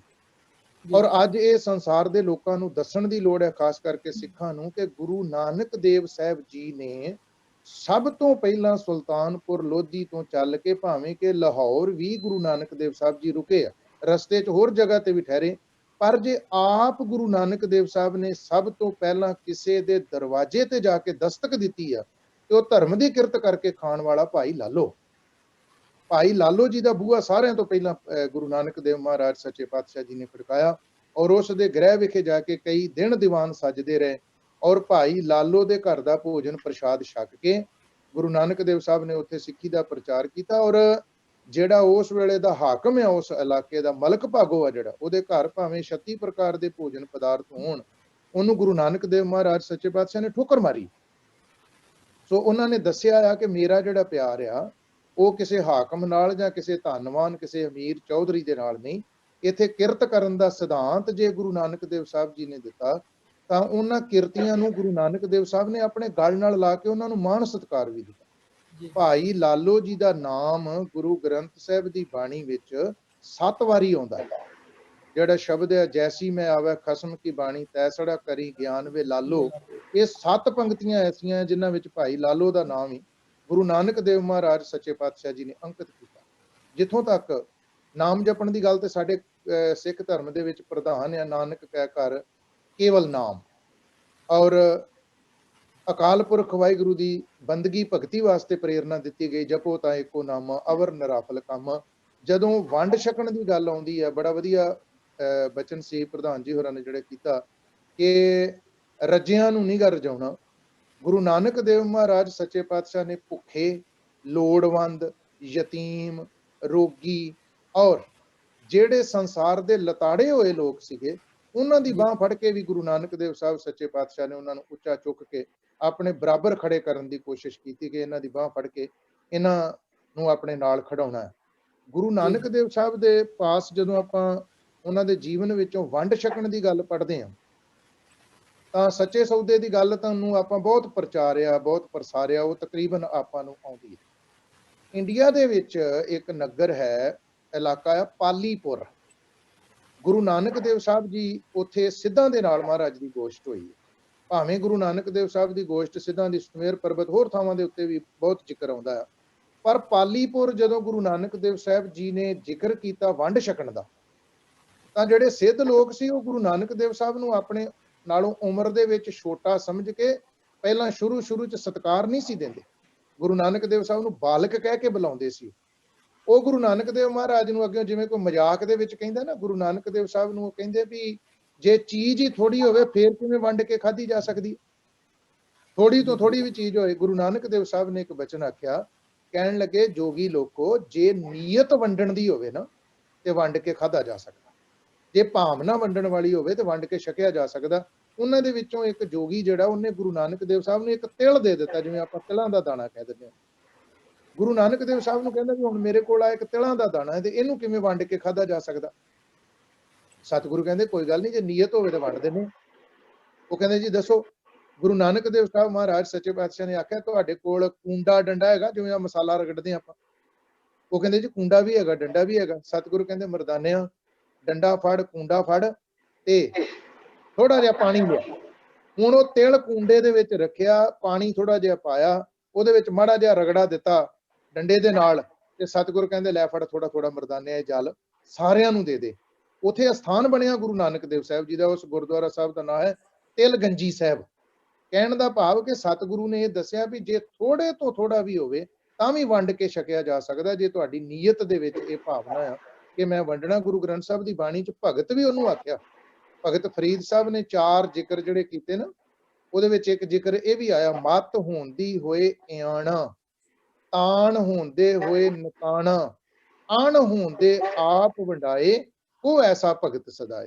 ਅਣ ਹੁੰਦੇ ਆਪ ਵੰਡਾਏ ਦਾ ਮਤਲਬ ਹੈ ਕਿ ਤੇਰੇ ਕੋਲ ਖਾਣ ਵਾਸਤੇ ਥੋੜਾ ਵੀ ਹੈ, ਪਰੰਤੂ ਜੇ ਤੇਰੇ ਅੰਦਰ ਇਹ ਭਾਵਨਾ ਆ ਕਿ ਮੈਂ ਵੰਡ ਕੇ ਛਕਣਾ ਤੇ ਉਹਦੇ ਵਿੱਚੋਂ ਵੰਡ ਕੇ ਖਾਧਾ ਜਾ ਸਕਦਾ। ਇਹ ਗੁਰੂ ਨਾਨਕ ਦੇਵ ਮਹਾਰਾਜ ਸੱਚੇ ਪਾਤਸ਼ਾਹ ਜੀ ਨੇ ਜਿਹੜਾ ਸਾਨੂੰ ਵੰਡ ਛਕਣ ਦੀ ਭਾਵਨਾ ਜਿਹੜੀ ਆ ਜਗ੍ਹਾ ਜਗ੍ਹਾ ਦੇ ਉੱਤੇ ਦ੍ਰਿੜ ਕਰਾਈ। ਜਿਹੜੀ ਦਸਵੰਧ ਦੀ ਮਰਿਆਦਾ ਸੀ, ਕਿਰਤ ਦੇ ਵਿੱਚੋਂ ਵੀ ਜਿਹੜੀ ਦਸਵੰਧ ਦੀ ਪਰੰਪਰਾ ਸਿੱਖ ਧਰਮ ਦੇ ਵਿੱਚ ਬਣੀ ਹੈ, ਉਹਦਾ ਭਾਵ ਵੀ ਇਹ ਸੀ ਕਿ ਲੋੜਵੰਦਾਂ ਦੇ ਕੰਮ ਆਉਣਾ ਆ ਔਰ ਲੋੜਵੰਦਾਂ ਦੀ ਮਦਦ ਜਿਹੜੀ, ਭੁੱਖੇ ਨੂੰ ਭੋਜਨ ਪ੍ਰਸ਼ਾਦ ਜਿਹੜਾ ਉਹ ਛਕਾਉਣਾ ਹੈ। ਕਿਤੇ ਵੀ ਅੱਜ ਜਿਵੇਂ ਹੁਣ ਆ ਕਰੋਨਾ ਦੀ ਗੱਲ ਆਪ ਜੀ ਨੇ ਵੀ ਕੀਤੀ ਹੈ, ਔਰ ਸਰਦਾਰ ਜਤਿੰਦਰ ਸਿੰਘ ਜੀ ਬੋਪਰ ਰਾਏ ਸਾਹਿਬ ਉਹ ਵੀ ਕਰਕੇ ਗਏ ਆ। ਔਰ ਇਸ ਤੋਂ ਪਹਿਲਾਂ ਵੀ ਤੁਸੀਂ ਵੇਖੋ ਇੰਡੀਆ ਦੇ ਵਿੱਚ ਵੀ ਕਿਤੇ ਕੋਈ ਭੁਚਾਲ ਆਇਆ, ਕਿਤੇ ਕੋਈ ਹੜ੍ਹ ਆਏ ਆ, ਤਾਂ ਵੀ ਸਾਰਿਆਂ ਤੋਂ ਪਹਿਲਾਂ ਜਿਹੜੇ ਆ ਉਹ ਸਿੱਖ ਉੱਥੇ ਪਹੁੰਚਦੇ ਰਹੇ। ਇੱਥੇ ਕੈਨੇਡਾ ਅਮਰੀਕਾ ਦੇ ਵਿੱਚ ਵੀ, ਮੈਂ ਇੱਥੇ ਨਾਰਥ ਅਮਰੀਕਾ ਦੇ ਵਿੱਚ ਵੀ ਵੇਖਦਾ ਰਿਹਾ। ਟੋਰਾਂਟੋ ਦੇ ਏਰੀਆ ਦੇ ਵਿੱਚ ਇੱਕ ਵਾਰੀ ਵਾਹਵਾ ਸਾਲ, ਤਕਰੀਬਨ 20 ਸਾਲ ਪਹਿਲਾਂ ਦੀ ਗੱਲ ਹੋਏਗੀ, ਇਹ ਮੇਰਾ ਆਈਡੀਆ ਆ। ਤੇ ਉਦੋਂ ਇੱਕ ਵਾਰੀ ਸਨੋ ਜਿਹੜੀ ਪੈਂਦੀ ਇੱਥੇ, ਬਰਫ਼ ਤੁਹਾਡੇ ਆ, ਉਹਦਾ ਬਹੁਤ ਵੱਡਾ ਤੂਫਾਨ ਆਇਆ ਸੀ, ਔਰ ਬਹੁਤ ਜ਼ਿਆਦਾ ਘਰ ਜਿਹੜੇ ਆ 20-22 ਸਾਲ ਪਹਿਲਾਂ ਉਹ ਢਹਿ ਗਏ। ਬੜੇ ਲੋਕ ਬੇਘਰ ਹੋ ਗਏ ਸੀ। ਔਰ ਮੈਂ ਸਾਰੇ ਗੁਰਦੁਆਰਿਆਂ 'ਚ, ਮੈਂ ਟੋਰਾਂਟੋ ਉਦੋਂ ਕਥਾ ਕਰਨ ਵਾਸਤੇ ਆਇਆ ਸੀ, 98 ਜਾਂ 99 ਦੀ ਗੱਲ ਆ ਇਹ। ਤੇ ਉਸ ਵਕਤ ਸਿੱਖ ਆ ਜਿਹੜੇ ਸਾਡੇ, ਤੇ ਇਹ ਗੁਰੂ ਕੀ ਜਿਹੜੀ ਫੌਜ ਆ, ਖਾਲਸਾ ਫੌਜ, ਉਦੋਂ ਵੀ ਟਰੱਕਾਂ ਦੇ ਟਰੱਕ ਭਰ ਕੇ ਉਹ ਜਿਹੜੀ ਜਗ੍ਹਾ ਦੇ ਉੱਤੇ ਉਹ ਤਬਾਹੀ ਹੋਈ ਸੀ, ਉੱਥੇ ਬਸਤਰ, ਖਾਣਾ ਪੀਣਾ, ਪਹਿਨਣਾ ਆਦਿਕ ਜਿਹੜੇ ਉਹ ਗੁਰੂ ਕੇ ਸਿੱਖ ਜਿਹੜੇ ਉਹ ਲੈ ਕੇ ਜਾਂਦੇ ਰਹੇ। ਇਹ ਗੁਰੂ ਨਾਨਕ ਦੇਵ ਸਾਹਿਬ ਦਾ ਦਿੱਤਾ ਹੋਇਆ ਸਾਨੂੰ ਸਿਧਾਂਤ ਆ, ਜਿਹੜਾ ਵੰਡ ਛਕਣ ਦੀ ਭਾਵਨਾ ਸਿੱਖ ਦੇ ਅੰਦਰ ਪੈਦਾ ਕੀਤੀ। ਔਰ ਇਹ ਕੱਲਾ ਜ਼ਬਾਨੀ ਕਲਾਮੀ ਕਿਹਾ ਹੀ ਨਹੀਂ, ਇਹਨੂੰ ਇੱਕ ਤੇ ਪ੍ਰੈਕਟੀਕਲ ਕੀਤਾ। ਦੂਸਰਾ, ਗੁਰੂ ਗ੍ਰੰਥ ਸਾਹਿਬ ਦੀ ਬਾਣੀ ਵਿੱਚ ਇਸ ਗੱਲ ਦਾ ਜ਼ਿਕਰ ਆਇਆ ਕਿ ਘਾਲ ਖਾਏ ਕਿਛ ਹੱਥੋਂ ਦੇ, ਨਾਨਕ ਰਾਹ ਪਛਾਣੇ ਸੀ। ਜੇ ਧਰਮ ਦੀ ਕਿਰਤ ਕਰਨ ਦੀ ਗੱਲ ਆਪ ਜੀ, ਵੀਰ ਜੀ ਪਰਵਿੰਦਰ ਸਿੰਘ ਜੀ ਆਪ ਜੀ ਨੇ ਕੀਤੀ, ਪ੍ਰਧਾਨ ਜੀ ਹੋਰੀ ਕਰਕੇ ਗਏ, ਉਹਦੇ ਵਾਸਤੇ ਵੀ ਗੁਰੂ ਗ੍ਰੰਥ ਸਾਹਿਬ ਦੀ ਬਾਣੀ 'ਚ ਆਇਆ ਕਿ ਧਰਮ ਦੀ ਕਿਰਤ ਜਿਹੜੀ ਆ ਉਹਦੇ ਵਾਸਤੇ ਇਹ ਸੁਚੇਤ ਕੀਤਾ ਹੈ, ਜਿਵੇਂ ਮੋਢੇ ਤੋਂ ਫੜ ਕੇ ਕਿਸੇ ਨੂੰ ਹਲੂਣਾ ਦੇਈਦਾ ਨਾ, ਏਦਾਂ ਬਾਬਾ ਨਾਨਕ ਨੇ ਕਿਹਾ ਕਿ ਹੱਕ ਪਰਾਇਆ ਨਾਨਕਾ, ਉਸ ਸੂਰ ਉਸ ਗਾਏ, ਗੁਰ ਪੀਰ ਹਾਮਾ ਤਾਂ ਭਰੈ, ਜਾਂ ਮੁਰਦਾਰ ਨਾ ਖਾਏ। ਗੁਰੂ ਪੀਰ ਤਾਂ ਤੇਰੀ ਹਾਮੀ ਭਰ ਸਕਦਾ ਹੈ ਜੇ ਤੂੰ ਪਰਾਇਆ ਹੱਕ ਨਹੀਂ ਖਾਂਦਾ। ਕਹਿਣ ਦਾ ਭਾਵ ਕਿ ਬੜੀ ਸਖਤਾਈ ਦੇ ਨਾਲ ਸਤਿਗੁਰੂ ਪਾਤਸ਼ਾਹ ਜੀ ਨੇ ਧਰਮ ਦੀ ਕਿਰਤ ਕਰਨ ਵਾਸਤੇ ਪ੍ਰੇਰਨਾ ਦਿੱਤੀ, ਔਰ ਪਰਾਇਆ ਹੱਕ ਖਾਣ ਤੋਂ ਤੇ ਰਿਸ਼ਵਤਖੋਰੀ, ਦਗਾ ਫਰੇਬ, ਝੂਠ ਹੈ ਜਿਹੜਾ, ਉਹਦੇ ਤੋਂ ਗੁਰੂ ਨਾਨਕ ਦੇਵ ਸਾਹਿਬ ਸੱਚੇ ਪਾਤਸ਼ਾਹ ਨੇ ਵਰਜਿਆ।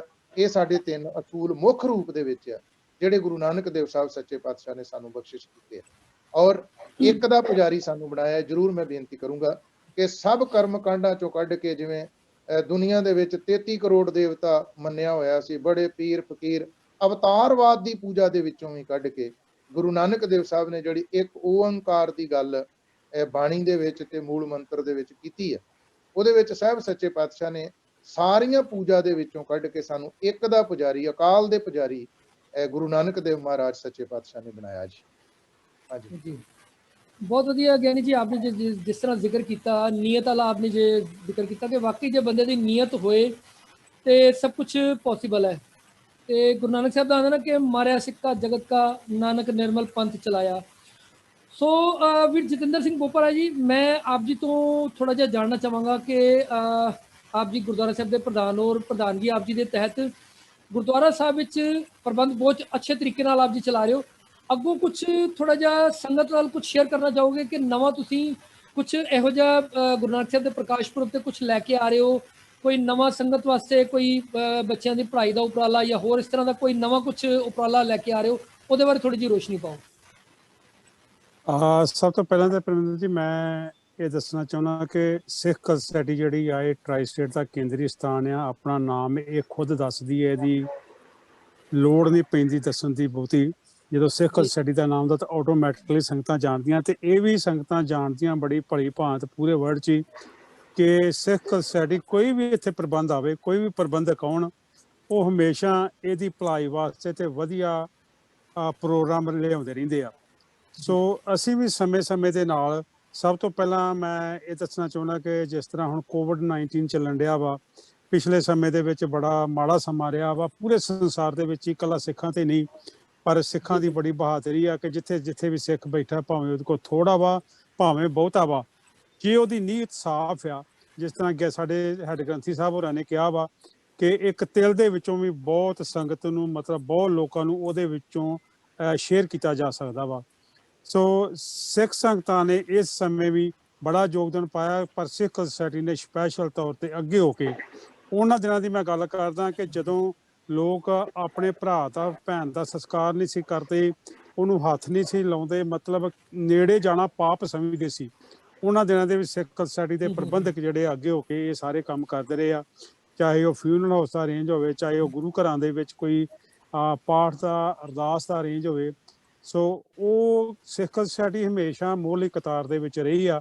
ਸੋ ਆਉਣ ਵਾਲੇ ਸਮੇਂ ਦੇ ਵਿੱਚ ਵੀ ਜਿਸ ਤਰ੍ਹਾਂ ਹੋਣੀ ਆ, ਮਤਲਬ ਕੋਵਿਡ-19 ਚੱਲਣ ਡਿਆ, ਅਸੀਂ 29 ਤਰੀਕ ਨੂੰ ਸਪੈਸ਼ਲ ਪ੍ਰੋਗਰਾਮ ਕਰ ਰਹੇ ਹਾਂ।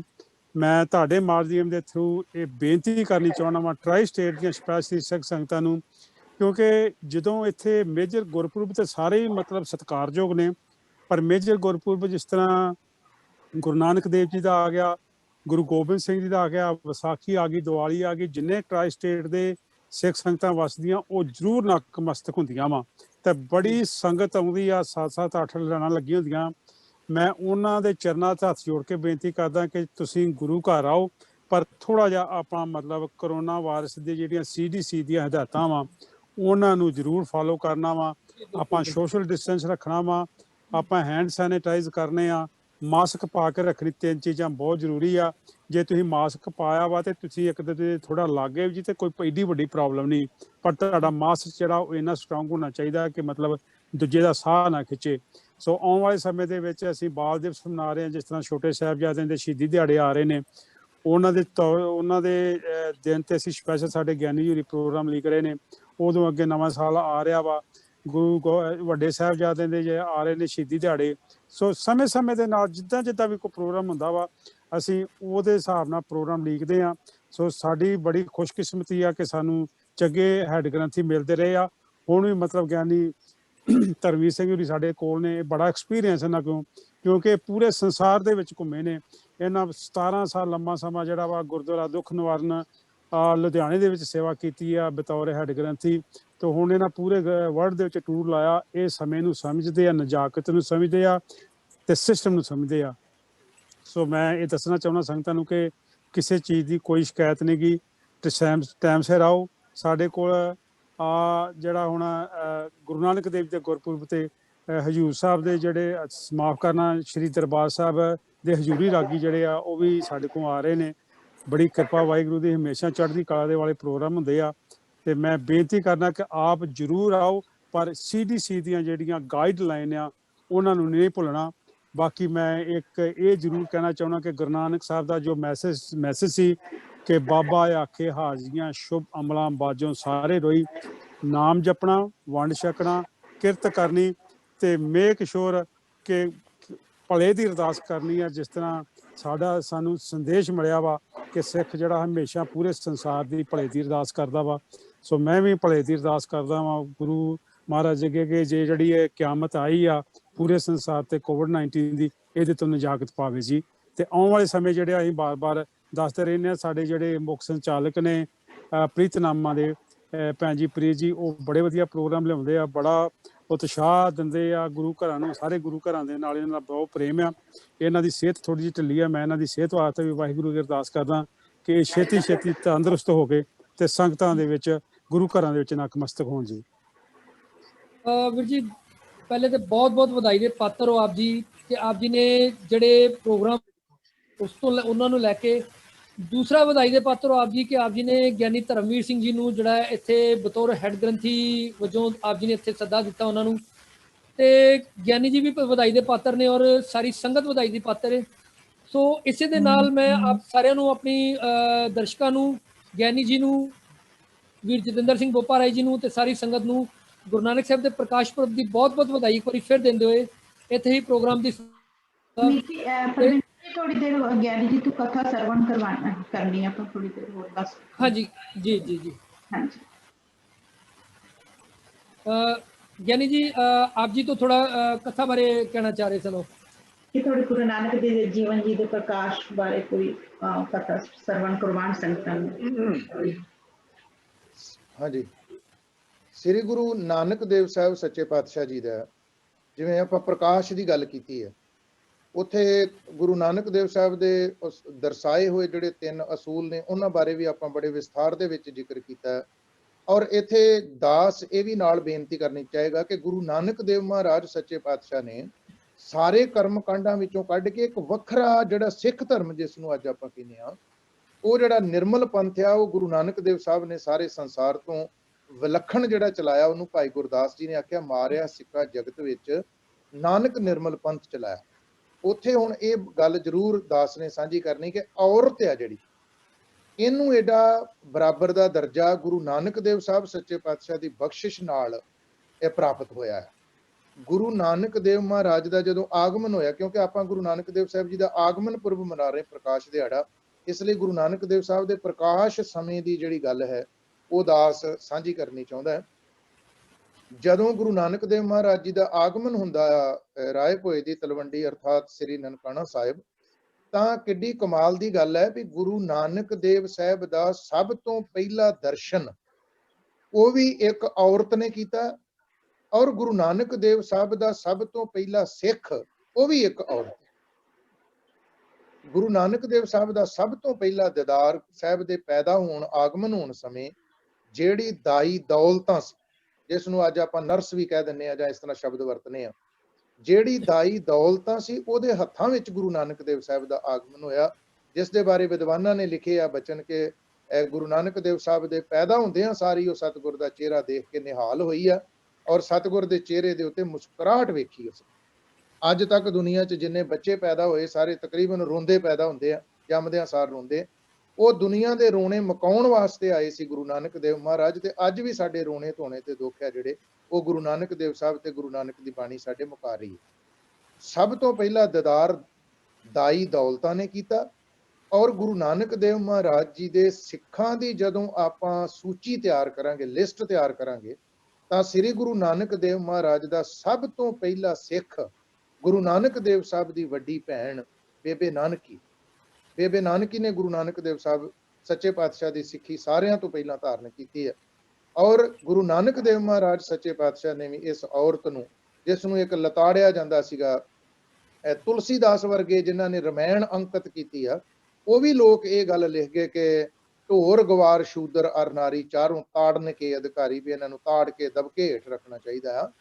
ਤੇ ਉਹ ਗੁਰੂ ਨਾਨਕ ਦੇਵ ਮਹਾਰਾਜ ਸੱਚੇ ਪਾਤਸ਼ਾਹ ਜਿਹੜੇ ਉਹਨਾਂ ਨੇ ਬਚਨ ਆਖੇ, ਸੋ ਕਿਉਂ ਮੰਦਾ ਆਖੀ ਹੈ ਜਿਤ ਜੰਮੇ ਰਾਜਾਨ, ਜਿਨੇ ਰਾਜਿਆਂ ਮਹਾਰਾਜਿਆਂ ਗੁਰੂ ਪੀਰਾਂ ਅਵਤਾਰਾਂ ਨੂੰ ਜਨਮ ਦਿੱਤਾ ਆ, ਉਸ ਔਰਤ ਨੂੰ ਮਾੜਾ ਨਹੀਂ ਬੋਲਣਾ ਚਾਹੀਦਾ। ਦਾਸ ਦੇ ਕਹਿਣ ਦਾ ਭਾਵ ਕਿ ਔਰਤ ਨੂੰ ਵੀ ਸਾਹਿਬ ਸੱਚੇ ਪਾਤਸ਼ਾਹ ਨੇ ਸਤਿਕਾਰ ਮਾਣ ਹੈ ਜਿਹੜਾ ਉਹ ਬੇਅੰਤ ਵਡਿਆਈ ਸਾਹਿਬ ਸੱਚੇ ਪਾਤਸ਼ਾਹ ਨੇ ਬਖਸ਼ਿਸ਼ ਕੀਤੀ ਹੈ।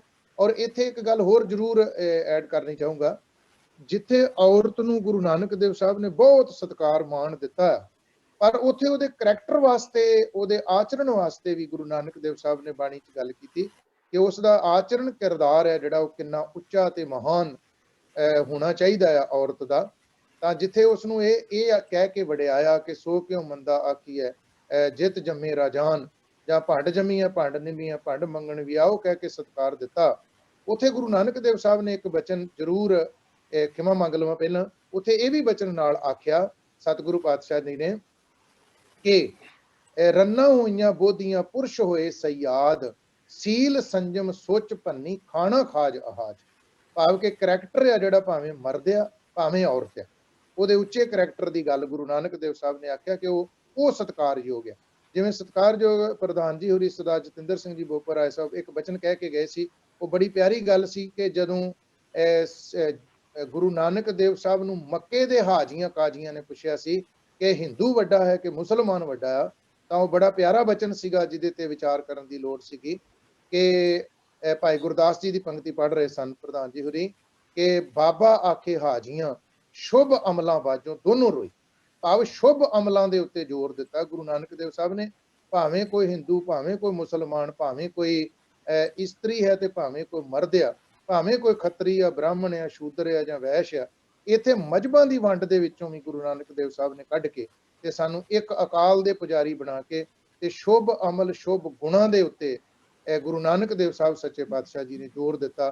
ਕਿੱਥੇ ਮੱਕਾ ਤੇ ਕਿੱਥੇ ਰਾਏ ਭੋਏ ਦੀ ਤਲਵੰਡੀ, ਕਿੱਥੇ ਸੁਲਤਾਨਪੁਰ ਲੋਧੀ ਤੇ ਕਿੱਥੇ ਬਗਦਾਦ ਦੀ ਧਰਤੀ ਇਰਾਕ ਦੇਸ਼, ਉੱਥੇ ਤੱਕ ਜਾ ਕੇ ਗੁਰੂ ਨਾਨਕ ਦੇਵ ਮਹਾਰਾਜ ਸੱਚੇ ਪਾਤਸ਼ਾਹ ਨੇ ਜਿਹੜਾ ਸਿੱਖੀ ਦਾ ਪ੍ਰਚਾਰ ਆ ਉਹ ਕੀਤਾ। ਔਰ ਜਿਸ ਦਿਨ ਪ੍ਰਚਾਰ ਸ਼ੁਰੂ ਕੀਤਾ ਗੁਰੂ ਨਾਨਕ ਦੇਵ ਸਾਹਿਬ ਨੇ ਸੁਲਤਾਨਪੁਰ ਲੋਧੀ ਤੋਂ, ਉਸ ਦਿਨ ਗੁਰੂ ਨਾਨਕ ਦੇਵ ਸਾਹਿਬ ਦਾ ਜਿੱਥੇ ਬਾਣੀ 'ਚ ਭਗਤ ਕਬੀਰ ਸਾਹਿਬ ਨੇ ਇਹ ਬਚਨ ਵਰਤੇ ਆ ਕਿ ਨਾ ਹਮ ਹਿੰਦੂ ਨਾ ਮੁਸਲਮਾਨ, ਅੱਲਾ ਰਾਮ ਕੇ ਪਿੰਡ ਪ੍ਰਾਣ, ਉੱਥੇ ਗੁਰੂ ਨਾਨਕ ਦੇਵ ਸਾਹਿਬ ਦਾ ਇੱਕ ਨਾਰਾ ਸੀ ਵੀ ਨਾ ਕੋ ਹਿੰਦੂ ਨਾ ਮੁਸਲਮਾਨ, ਕੋਈ ਹਿੰਦੂ ਨਹੀਂ ਕੋਈ ਮੁਸਲਮਾਨ ਨਹੀਂ, ਸਾਰੇ ਪ੍ਰਮਾਤਮਾ ਦੇ ਬੰਦੇ ਆ, ਰੱਬ ਦੇ, ਅੱਲਾ ਖੁਦਾ ਦੇ, ਪਰਮੇਸ਼ਰ ਦੇ ਬਣਾਏ ਆ। ਇਸ ਲਈ ਉਸ ਇੱਕ ਪ੍ਰਮਾਤਮਾ ਦੇ ਚਰਨਾਂ ਨਾਲ ਜੁੜਨਾ ਜਿਵੇਂ ਦਾਸ ਨੇ ਪਹਿਲਾਂ ਜ਼ਿਕਰ ਕੀਤਾ ਕਿ ਵੰਡ ਛਕਣ ਦੀ ਗੱਲ ਪ੍ਰੈਕਟੀਕਲ ਰੂਪ 'ਚ, ਨਾਮ ਜਪਣ ਦੀ ਗੱਲ ਪ੍ਰੈਕਟੀਕਲ ਰੂਪ 'ਚ, ਉੱਥੇ ਕਿਰਤ ਕਰਨ ਦੀ ਗੱਲ ਗੁਰੂ ਨਾਨਕ ਦੇਵ ਸਾਹਿਬ ਜੀ ਦੀ ਜਿਹੜੀ ਆ ਉਹ ਗੁਰੂ ਨਾਨਕ ਦੇਵ ਸਾਹਿਬ ਨੇ ਸੁਲਤਾਨਪੁਰ ਲੋਧੀ ਆਪ ਤਕੜੀ ਤੋਲੀ, ਮੋਦੀ ਖਾਨ ਨੇ ਆਪ ਕਿਰਤ ਕੀਤੀ। 18 ਸਾਲ ਜਿਹੜਾ ਕਰਤਾਰਪੁਰ ਸਾਹਿਬ ਹੁਣ ਪਾਕਿਸਤਾਨ ਦੇ ਵਿੱਚ ਰਹਿ ਗਿਆ, ਜਿਸ ਦਾ ਪਿੱਛੇ ਲਾਂਘਾ ਖੁੱਲਾ ਸੀਗਾ, ਉਹ ਜਿਸ ਦੀ ਆਪਾਂ ਗੱਲ ਕਰਦੇ ਹਾਂ, 18 ਸਾਲ ਦੇ ਕਰੀਬ ਗੁਰੂ ਨਾਨਕ ਦੇਵ ਸਾਹਿਬ ਨੇ ਸ੍ਰੀ ਕਰਤਾਰਪੁਰ ਸਾਹਿਬ ਹਲ ਵਾਇਆ ਔਰ ਧਰਮ ਦੀ ਕਿਰਤ ਕਰਕੇ ਦੱਸਿਆ। ਉੱਥੇ ਅੱਜ ਵੀ ਉਹ ਖੂਹ ਹੈ ਜਿਹੜੇ ਖੂਹ ਚੋਂ ਪਾਣੀ ਨਿਕਲਦਾ ਸੀ ਤੇ ਗੁਰੂ ਨਾਨਕ ਦੇਵ ਸਾਹਿਬ ਖੇਤਾਂ ਨੂੰ ਸਿੰਜਦੇ ਸੀਗੇ ਤੇ ਉੱਥੇ ਹਲ ਵਾਹ ਕੇ ਧਰਮ ਦੀ ਕਿਰਤ ਕਰਨ ਦੀ ਜਾਚ ਤੇ ਵੰਡ ਛਕਣ ਦੀ ਦੱਸਦੇ ਸੀ। ਇਸ ਲਈ ਸ੍ਰੀ ਗੁਰੂ ਨਾਨਕ ਦੇਵ ਮਹਾਰਾਜ ਸੱਚੇ ਪਾਤਸ਼ਾਹ ਦਾ ਜਿਹੜਾ ਸਿਧਾਂਤ ਹੈ, ਉਹਨਾਂ ਦੀ ਜਿਹੜੀ ਵਿਚਾਰਧਾਰਾ ਹੈ, ਉਹਨਾਂ ਦੇ ਜਿਹੜੇ ਧਰਮ ਦੇ ਅਸੂਲ ਉਹਨਾਂ ਨੇ ਸਾਨੂੰ ਦ੍ਰਿੜ ਕਰਾਏ ਆ। ਇੱਕ ਵੱਖਰੀ ਬਾਤ, ਇੱਕ ਵੱਖਰਾ ਧਰਮ, ਇੱਕ ਨਵੇਂ ਯੁੱਗ ਦਾ ਧਰਮ ਜਿਹੜਾ ਉਹ ਸ੍ਰੀ ਗੁਰੂ ਨਾਨਕ ਦੇਵ ਮਹਾਰਾਜ ਨੇ ਸ਼ੁਰੂ ਕਰਕੇ ਤਮਾਮ ਕਰਮਕਾਂਡਾਂ ਦੇ ਵਿੱਚੋਂ ਕੱਢ ਦਿੱਤਾ। ਸਾਰੇ ਦੇ ਸਾਰੇ ਕਰਮਕਾਂਡ ਜਿਹੜੇ ਸੀ ਉਹਨਾਂ ਦੇ ਵਿੱਚੋਂ ਹੁਣ ਹਰਿਦੁਆਰ ਗੁਰੂ ਨਾਨਕ ਦੇਵ ਸਾਹਿਬ ਗਏ, ਬਹੁਤ ਜ਼ਿਆਦਾ ਜ਼ਿਕਰ ਕੀਤਾ ਜਾ ਸਕਦਾ। ਖੈਰ, ਹਰਿਦੁਆਰ ਜਾ ਕੇ ਵਿਸਾਖੀ ਵਾਲੇ ਦਿਨ ਮਹਾਰਾਜ ਹਰਿਦੁਆਰ ਗਏ। ਜਿਹੜੇ ਪੰਡਤ ਲੋਕ ਸੀਗੇ ਉਹ ਗੰਗਾ ਦੇ ਵਿੱਚ ਵੜ ਕੇ ਚੜ੍ਹਦੇ ਵੱਲ ਨੂੰ ਮੂੰਹ ਕਰਕੇ, ਸੂਰਜ ਵੱਲ ਨੂੰ ਮੂੰਹ ਕਰਕੇ ਇਸ ਤਰ੍ਹਾਂ ਦੋਵਾਂ ਹੱਥਾਂ ਨਾਲ ਪਾਣੀ ਝੱਟ ਰਹੇ ਆ।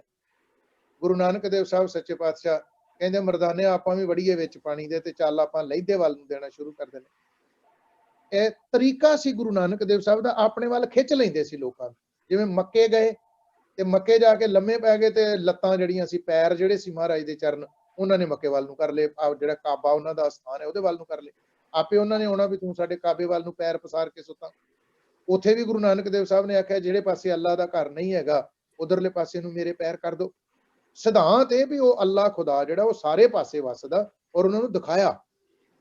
ਹਰਿਦੁਆਰ ਗੁਰੂ ਨਾਨਕ ਦੇਵ ਮਹਾਰਾਜ ਸੱਚੇ ਪਾਤਸ਼ਾਹ ਨੂੰ ਉਹ ਪੰਡਤ ਪੁੱਛਦੇ, ਜੀ ਤੁਸੀਂ ਲਹਿੰਦੇ ਨੂੰ ਪਾਣੀ ਦੇ ਰਹੇ ਹੋ, ਪੱਛਮ ਵੱਲ ਨੂੰ, ਕੀ ਗੱਲ ਹੈ? ਗੁਰੂ ਨਾਨਕ ਦੇਵ ਮਹਾਰਾਜ ਹੱਸ ਕੇ ਕਹਿੰਦੇ ਤੁਸੀਂ ਚੜ੍ਹਦੇ ਨੂੰ ਦੇ ਰਹੇ ਹੋ, ਅਸੀਂ ਤੇ ਤੁਹਾਡੇ ਵੱਲ ਦੇਖ ਕੇ ਦੇਣ ਲੱਗੇ, ਤੁਸੀਂ ਕਿਉਂ ਦੇ ਰਹੇ ਹੋ?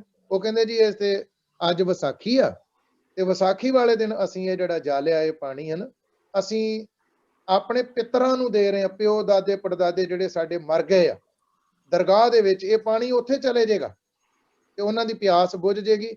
ਸਾਲ ਬਾਅਦ ਅਸੀਂ ਆਉਨੇ ਆ, ਸਾਲ ਵਾਸਤੇ ਪਾਣੀ ਦੇ ਜਾਂਦੇ ਉਹਨਾਂ ਨੂੰ। ਗੁਰੂ ਨਾਨਕ ਦੇਵ ਸਾਹਿਬ ਕਹਿਣ ਲੱਗੇ ਇਹ ਤੁਹਾਡਾ ਜਿਹੜਾ ਜਲ, ਤੁਹਾਡਾ ਪਾਣੀ ਆ, ਇਹ ਉੱਥੇ ਜਾਂਦਾ ਤੁਹਾਡੇ ਪਿਤਰਾਂ ਤੱਕ, ਦਰਗਾਹ ਤੱਕ? ਉਹ ਕਹਿੰਦੇ ਜੀ ਹਾਂ, ਪਰਲੋਕ ਤੱਕ ਜਾਂਦਾ। ਗੁਰੂ ਨਾਨਕ ਦੇਵ ਸਾਹਿਬ ਕਹਿੰਦੇ ਸਾਨੂੰ ਆਪਣੇ ਪਿੰਡੋਂ ਰਾਏ ਭੋਏ ਦੀ ਤਲਵੰਡੀ ਨਿਕਲਿਓ ਬੜਾ ਚਿਰ ਹੋ ਗਿਆ ਤੇ ਸਾਡੇ ਖੇਤ ਨੇ ਉੱਥੇ ਉਹ ਸੁੱਕਦੇ ਹੋਣੇ ਆ, ਇਸ ਕਰਕੇ ਮੈਂ ਪਾਣੀ ਆਪਣੇ ਖੇਤਾਂ ਨੂੰ ਦੇ ਰਿਹਾ। ਉਹ ਕਹਿੰਦੇ ਜੀ ਐਡੀ ਦੂਰ ਰਾਏ ਭੋਏ ਦੀ ਤਲਵੰਡੀ ਉੱਥੇ ਕਿਵੇਂ ਚਲਿਆ ਜਾਏਗਾ? ਮਹਾਰਾਜ ਕਹਿੰਦੇ ਜੇ ਤੁਹਾਡਾ ਸੂਰਜ ਤੱਕ ਜਾ ਸਕਦਾ ਤੇ ਮੇਰਾ ਆਪਣੇ ਪਿੰਡ ਹੈ ਤੇ ਸੈਂਕੜੇ ਮੀਲਾਂ ਦੀ ਗੱਲ ਆ, ਵੱਧ ਤੋਂ ਵੱਧ ਹਜ਼ਾਰਾਂ ਮੀਲਾਂ ਦੀ ਗੱਲ ਹੋਏਗੀ। ਕਹਿੰਦੇ ਉੱਥੇ ਕਿਉਂ ਨਹੀਂ ਜਾ ਸਕਦਾ? ਜਾਂ ਤੇ ਤੁਹਾਡਾ ਵੀ ਜਲ ਉੱਥੇ ਤੱਕ ਨਹੀਂ ਜਾਂਦਾ ਤੇ ਮੇਰਾ ਵੀ ਨਹੀਂ ਜਾਊਗਾ, ਜੇ ਤੁਹਾਡਾ ਸੂਰਜ ਤੱਕ ਜਾ ਸਕਦਾ ਤੇ ਮੇਰਾ ਵੀ ਜਾ ਸਕਦਾ। ਤਰੀਕਾ ਗੁਰੂ ਨਾਨਕ ਦੇਵ ਸਾਹਿਬ ਦੇ ਕੋਲ ਤੇ ਬਚਨ ਉਹਨਾਂ ਨੂੰ ਦੇ ਕੇ ਸਮਝਾਇਆ ਵੀ ਨਾਨਕ ਅੱਗੇ ਸੋ ਮਿਲੈ ਜੇ ਖੱਟੇ ਕਾਲੇ ਦੇ। ਖੱਟ ਘਾਲ ਕਮਾਈ ਕਰਕੇ ਕੋਈ ਦਾਨ ਪੁੰਨ ਕਰਨਾ, ਵੰਡ ਕੇ ਛਕਣਾ, ਇਹ ਲੋਕ ਪਰਲੋਕ ਦੇ ਵਿੱਚ ਮਾਲਕ ਪ੍ਰਮਾਤਮਾ ਦੀ ਹਜ਼ੂਰੀ ਤੱਕ ਸਾਡਾ ਸਾਥ ਦੇਣ ਵਾਲਾ ਆ। ਇਸ ਕਰਕੇ ਸਾਰੇ ਦੇ ਸਾਰੇ ਕਰਮ ਕਾਂਡਾਂ ਚੋਂ ਜਗਨਨਾਥਪੁਰੀ ਜਾਣ ਤੇ ਉੱਥੇ ਆਰਤੀ ਆਦਿਕ ਜਿਹੜੀ ਆ ਉਹ ਕਹਿਣ ਆ ਅਸੀਂ ਜਗਨਨਾਥ ਦੀ ਆਰਤੀ ਕਰਦੇ। ਮਹਾਰਾਜ ਕਹਿੰਦੇ ਜਿੱਡਾ ਵੱਡਾ ਜਗਤ ਦਾ ਨਾਥ ਹੈ ਨਾ, ਓਡੀ ਵੱਡੀ ਉਹਦੀ ਆਰਤੀ ਆ। ਜਿਹੜਾ ਸ਼ਬਦ ਮਹਾਰਾਜ ਨੇ ਉੱਥੇ ਉਚਾਰਨ ਕੀਤਾ ਸੀ, ਗਗਨ ਮੈਂ ਥਾਲ ਰਵ ਚੰਦ ਦੀਪਕ ਬਨੇ ਤਾਰਕਾ ਮੰਡਲ ਜਨਕ ਮੋਤੀ।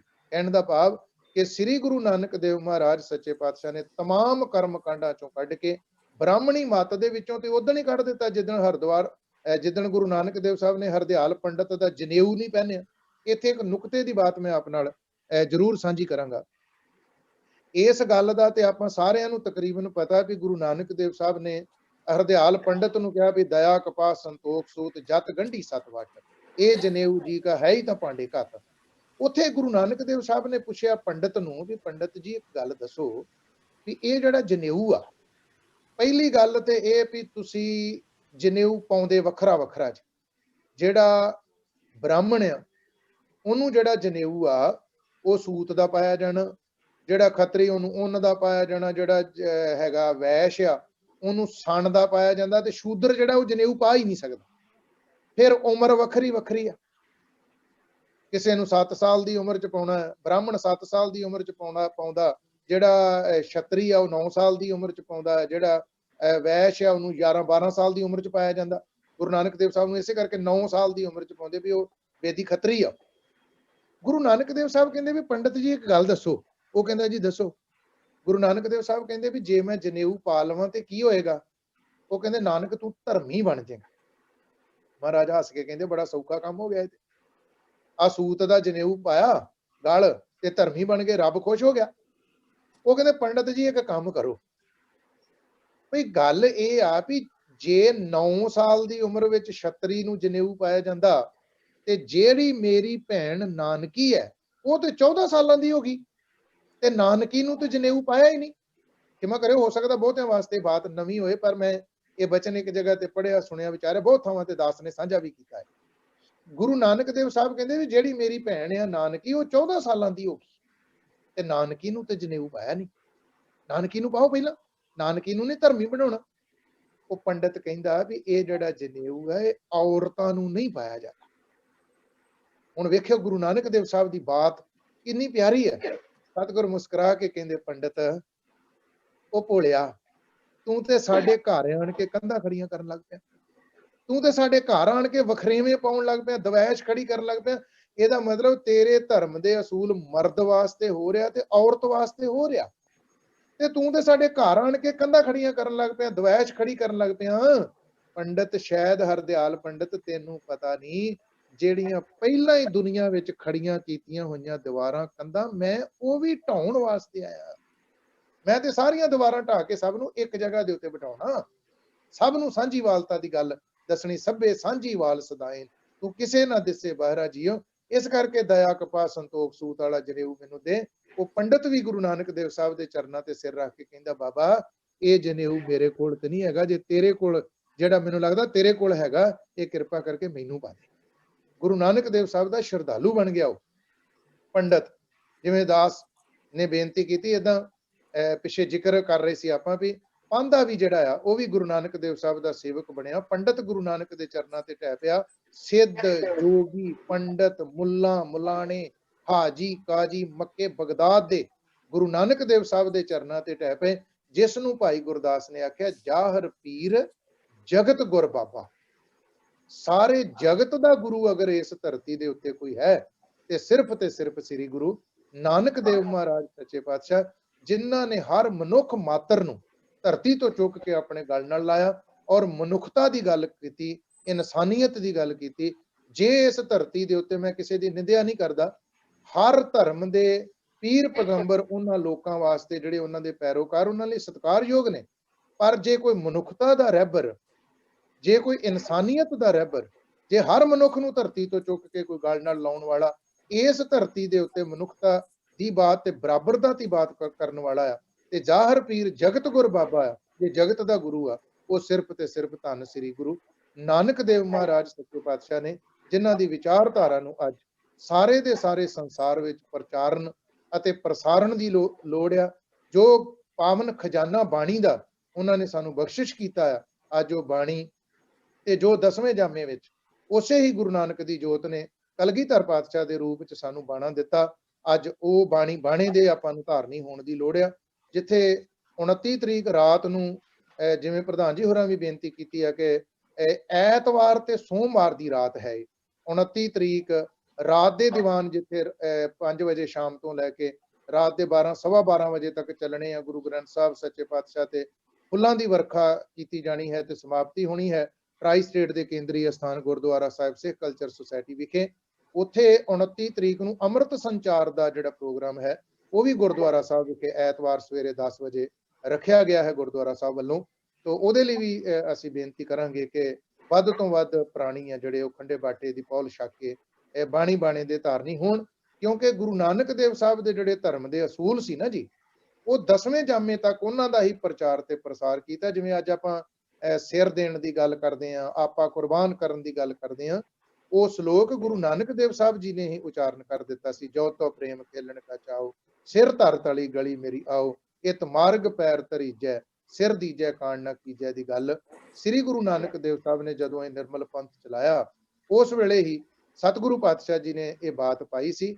ਜਿਵੇਂ ਦਾਸ ਨੇ ਜ਼ਿਕਰ ਕੀਤਾ ਹੈ ਕਿ ਉਹ ਮਨੁੱਖਤਾ ਦੇ ਰਹਿਬਰ ਨੇ, ਗੁਰੂ ਨਾਨਕ ਦੇਵ ਸਾਹਿਬ ਇਨਸਾਨੀਅਤ ਦੀ ਗੱਲ ਕਰਨ ਦੇ ਰਹਿਬਰ ਆ। ਉੱਥੇ ਡਾਕਟਰ ਇਕਬਾਲ ਵਰਗਿਆਂ ਨੇ ਵੀ ਗੁਰੂ ਨਾਨਕ ਦੇਵ ਸਾਹਿਬ ਦੀ ਵਡਿਆਈ 'ਚ ਬਚਨ ਲਿਖ ਦਿੱਤੇ ਕਿ ਉਸ ਵਕਤ तब उठी सदा तौहीद की पंजाब से, हिंद को मर्दे कामल ने जगाया ख्वाब से। ये डॉक्टर इकबाल दे लिखे हुए बोलिया कि गुरु नानक देव साहब एक मर्द है इस धरती दा, जिस गुरु नानक देव साहब ने वो मर्दपुणा दिखा के संसार जगत दे विच हिंद दे लोकां नूं ते संसार दे लोकां नूं जिहड़े केवल सुपने ही लै रहे सी धर्म दे, पर असली रूप विच उन्हां दे कोल धर्म नहीं सीगा हैगा, उन्होंने गुरु नानक देव साहब ने हलूना दे के सुपने दे विचों जगाया कि उन्हां लोकां नूं सही अर्थां च एक अकाल पुरख वाहिगुरू दे पुजारी बना के ते नाम सिमरन प्रेमा भगती दे नाल जोड़ के उन्हां नूं एक इंसानियत ते मनुखता सिखा के साहिब सच्चे पातशाह ने सांझीवालता दा उपदेश दिता, जिस नूं अज आपां पावन बाणी च पढ़दे हां। खतरी ब्राह्मण सूद वैश उपदेश चौं वर्ना को साझा। ऐसे रहबर श्री गुरु नानक देव महाराज सच्चे पातशाह जो सिखां दे पहले गुरु हन, जिन्हां दा प्रकाश दिहाड़ा आपां मनाउण जा रहे हां। ऐसे दीन दयाल, ऐसे सतगुरु जगत तारक कल तारण गुरु नानक आया, सतगुरु पातशाह दे प्रकाश दिहाड़े दी सारियां संगतां नूं दास अपने वल्लों, अपने स्टाफ गुरुद्वारा साहिब वल्लों, समुची संगत, समुची कायनात नूं, समुची मनुखता नूं लख लख वधाई मुबारकबाद दिंदा है सतगुरु पातशाह जी दे प्रकाश दिहाड़े ते। बहुत बहुत धन्यवाद ज्ञानी जी, आप जी ने बड़े ही सुचज्जे लफ्ज़ों च जिस तरह ज्ञान की जी वर्खा की है, मतलब मेरे को लफ्ज़ नहीं है कि मैं किस तरीके नाल आप जी का धन्यवाद करा। सो अज का जो प्रोग्राम है असी उहदी अज इत्थे ही समाप्ति करते हैं तो सारी संगत नूं बेनती है कि सिख कल्चर सोसाइटी गुरुद्वारा साहिब विखे 29 और 30 तरीक के प्रोग्राम जिस तरह ज्ञानी जी ने और वीर जतिंदर सिंह बोपा राय जी ने जिक्र किया है, सारी संगत ट्राई स्टेट की उत्थे वध तो वध हाज़री भर के ते गुरबाणी का लाहा लो। तो इत्थे ही मैं दोनों मेहमानों का धन्यवाद करते हुए प्रोग्राम की समाप्ति वाल वध रहा।